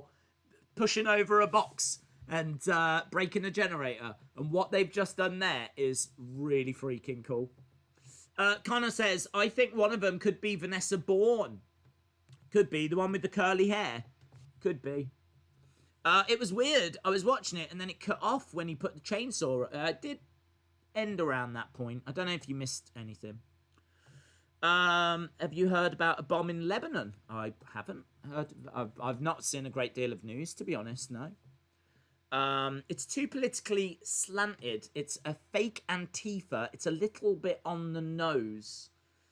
I don't know. I don't know. I'm all right with it. I think it's a rebellious group. People can compare it to Antifa and say it's not the right time, but I don't know. I can see the argument. I like it. I can only tell you what my feeling is on it, and this is a group that have got problems with WWE. It's not got anything to do, seemingly nothing to do with any of the movements that we're seeing. I definitely don't want that. I definitely don't want it to be connected to any movements, political movements or whatever. And I don't think it is. I think this is a group called Retribution that I agree now. I agree with people. I'm saying Evolve. I'm saying it's Evolve. People from Evolve. I thought Lio Rush, but the chat has said that he's got a contract with GCW. You're absolutely right about Leon Ruff. I'm sure Leon Ruff is coming from Evolve. They did get the Evolve library. I expected Evolve to become a developmental promotion. I thought it would go onto the network, and I thought that's why they bought it. That's how I would use it. But and maybe they are going to use it that way. But no, seemingly they've gone and got some people from there, and yeah, I agree. I don't know if First of all, I don't even know if Evolve's got a women's division. I'm ashamed to admit that. I honestly don't watch it. So I don't know if it is Vanessa Bourne, if she's got any connections there, if she competed there or not. So I'd have to look into it, but I am leaning that way. And WWE has got all the rights to the various backstories on them. So really, really cool. I got to tell you, I think this show pretty average show. I thought that the first match between Sheamus and Riddell was good, but it kind of ended the way we thought. They couldn't really do anything else, in all fairness. Seeing the Fiend was great, but a few question marks about why no one is freaking helping Alexa Bliss. That ending, amazing ending for me. The only thing is, I don't know why the production team was still showing clips. I mean, I suppose in a way their job is to provide entertainment, and this is, a massive thing that's happening, and keeping the cameras rolling and filming. And I don't know though, would they show people being assaulted? I don't know. I'm pretty sure the standard procedure is you cut away when there's something like this. Do you know what I mean? If it's not in the script, you don't show it. I don't know if they would show it. I don't think that they would. So I really don't want that to be a sticking point. I don't want people to go, wow, you're being really harsh on this. I'm not. I'm just thinking out loud. That's my only question. On everything else, I think they nailed it. Love that they chased the cameraman away. Love that they chased away the commentary team. Love that they decimated the area and chased off the people in the crowd. And so much good stuff in it. So much good stuff. But would they show that on TV? I don't think they would. But it's not enough to score it down. I'm saying that that segment was huge. That segment was huge. That's a big OMG moment. Big OMG moment. And I'm saying that this is an 8.5. That's what I've got in my head. 8.5. Really big moment, that. Really big moment. That's going to be one of the key moments of 2020. When we look back, that'll be one of the things we talk about. And the fact they've been able to give us that. They clearly want to do something with the ratings. That is what you've just seen there, right? Is WWE basically saying, we really care. That's what it's come across as to me. That's WWE saying, we hear you. We hear you. We know that you're not happy. We know that you want talking points. We know that you want us to think outside the box. We know that you're sick and tired of just the same shows, rinse and repeat. And do you know what I mean? You want something big and epic and something to talk about with your friends and theorize over. And they've given you that. What else can they do? They've just trashed the ringside area. They've just taken a chainsaw to the ropes, spray painted all around the ringside area, beaten people up, chased off cameramen. I think they've done an excellent job. I really do. Honestly, I'll be one of the first to jump in if I don't think they did, but I thought it was great. I'm curious to hear about what Michael Cole will say about it next week. People are saying new Nexus. It could be Tamina. Didn't look tall enough. London Askew, shout out to you, my friend. Thank you for joining us. Very, very cool. Bobby Reynolds says, did you see the ending with the ninja people come in and mess things up? I did. It was excellent. I swear they are the hackers. The Trons were the same. It could be Tamina. I don't think they was big enough. The women didn't look big enough to be Tamina. She looked too small. I'm not going to categorically absolutely say that it wasn't, but I don't think it was. Does this mean the glitches were retribution? I don't think so. What if the curly haired one is JoJo? Freaking wow. Maybe. It's probably people we don't know. Yeah. Leo Rush had a one-time appearance at GCW. He doesn't have a contract. Wow. Keep him in your thoughts, because that's what I'm thinking. They all looked on the smaller side to me. And I don't mean that in a disrespectful way. I'm just saying that none of them struck me as, Dominik Dijakovic, big, tall, anything like this. They all looked, even the guys that were in the ring looked on the smaller side. And one of them definitely gave me Leon Rush vibes, but also that Leon Ruff could have been him. I don't know. I've only seen him a couple of times.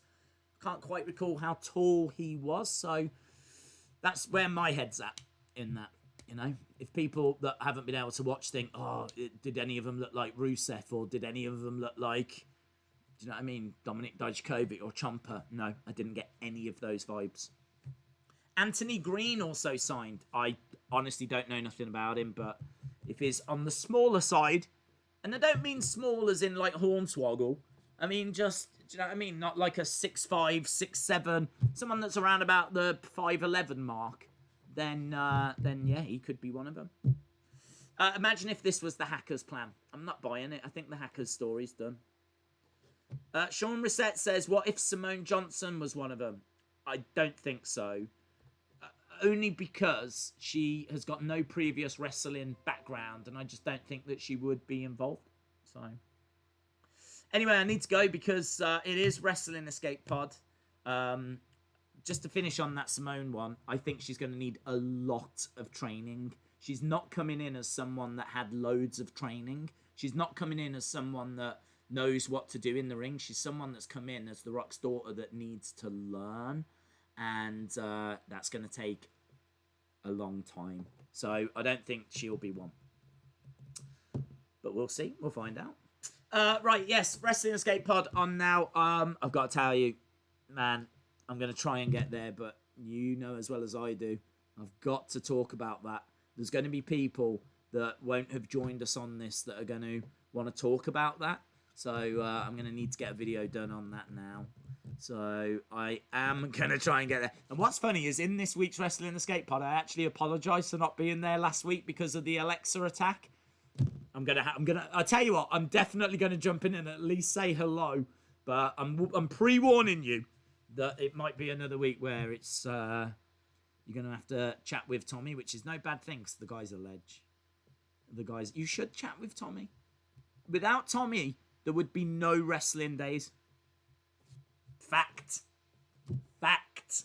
So go over, have a chat with Tommy Toy Travels. Ask him about how he got started and who his inspirations were and what's his favourite video that he did. And honestly, these are all questions that I still need to ask him. I should ask him because I'd love to know the answers to all of these. So, yeah, I need to go anyway. Thank you for joining us. Really do appreciate the support. We are back tomorrow for UFC. We may do something on Sunday, some kind of a watch-along. I haven't quite got that far in my plans and my thinking yet. But, of course, we're back on Monday as well. And we are building towards SummerSlam. So, great to see so many people joining us. Thank you so much for the support. I hope you had fun. I certainly did. And if someone knocks at the door, just be very, very careful that there's not a group of them. They're all wearing black face masks and one of them might have a chainsaw. So just be very careful about that because there is a very naughty group out there, right, called Retribution. So sleep easy, my friends. Sleep easy and make sure the door's locked. Bye for now.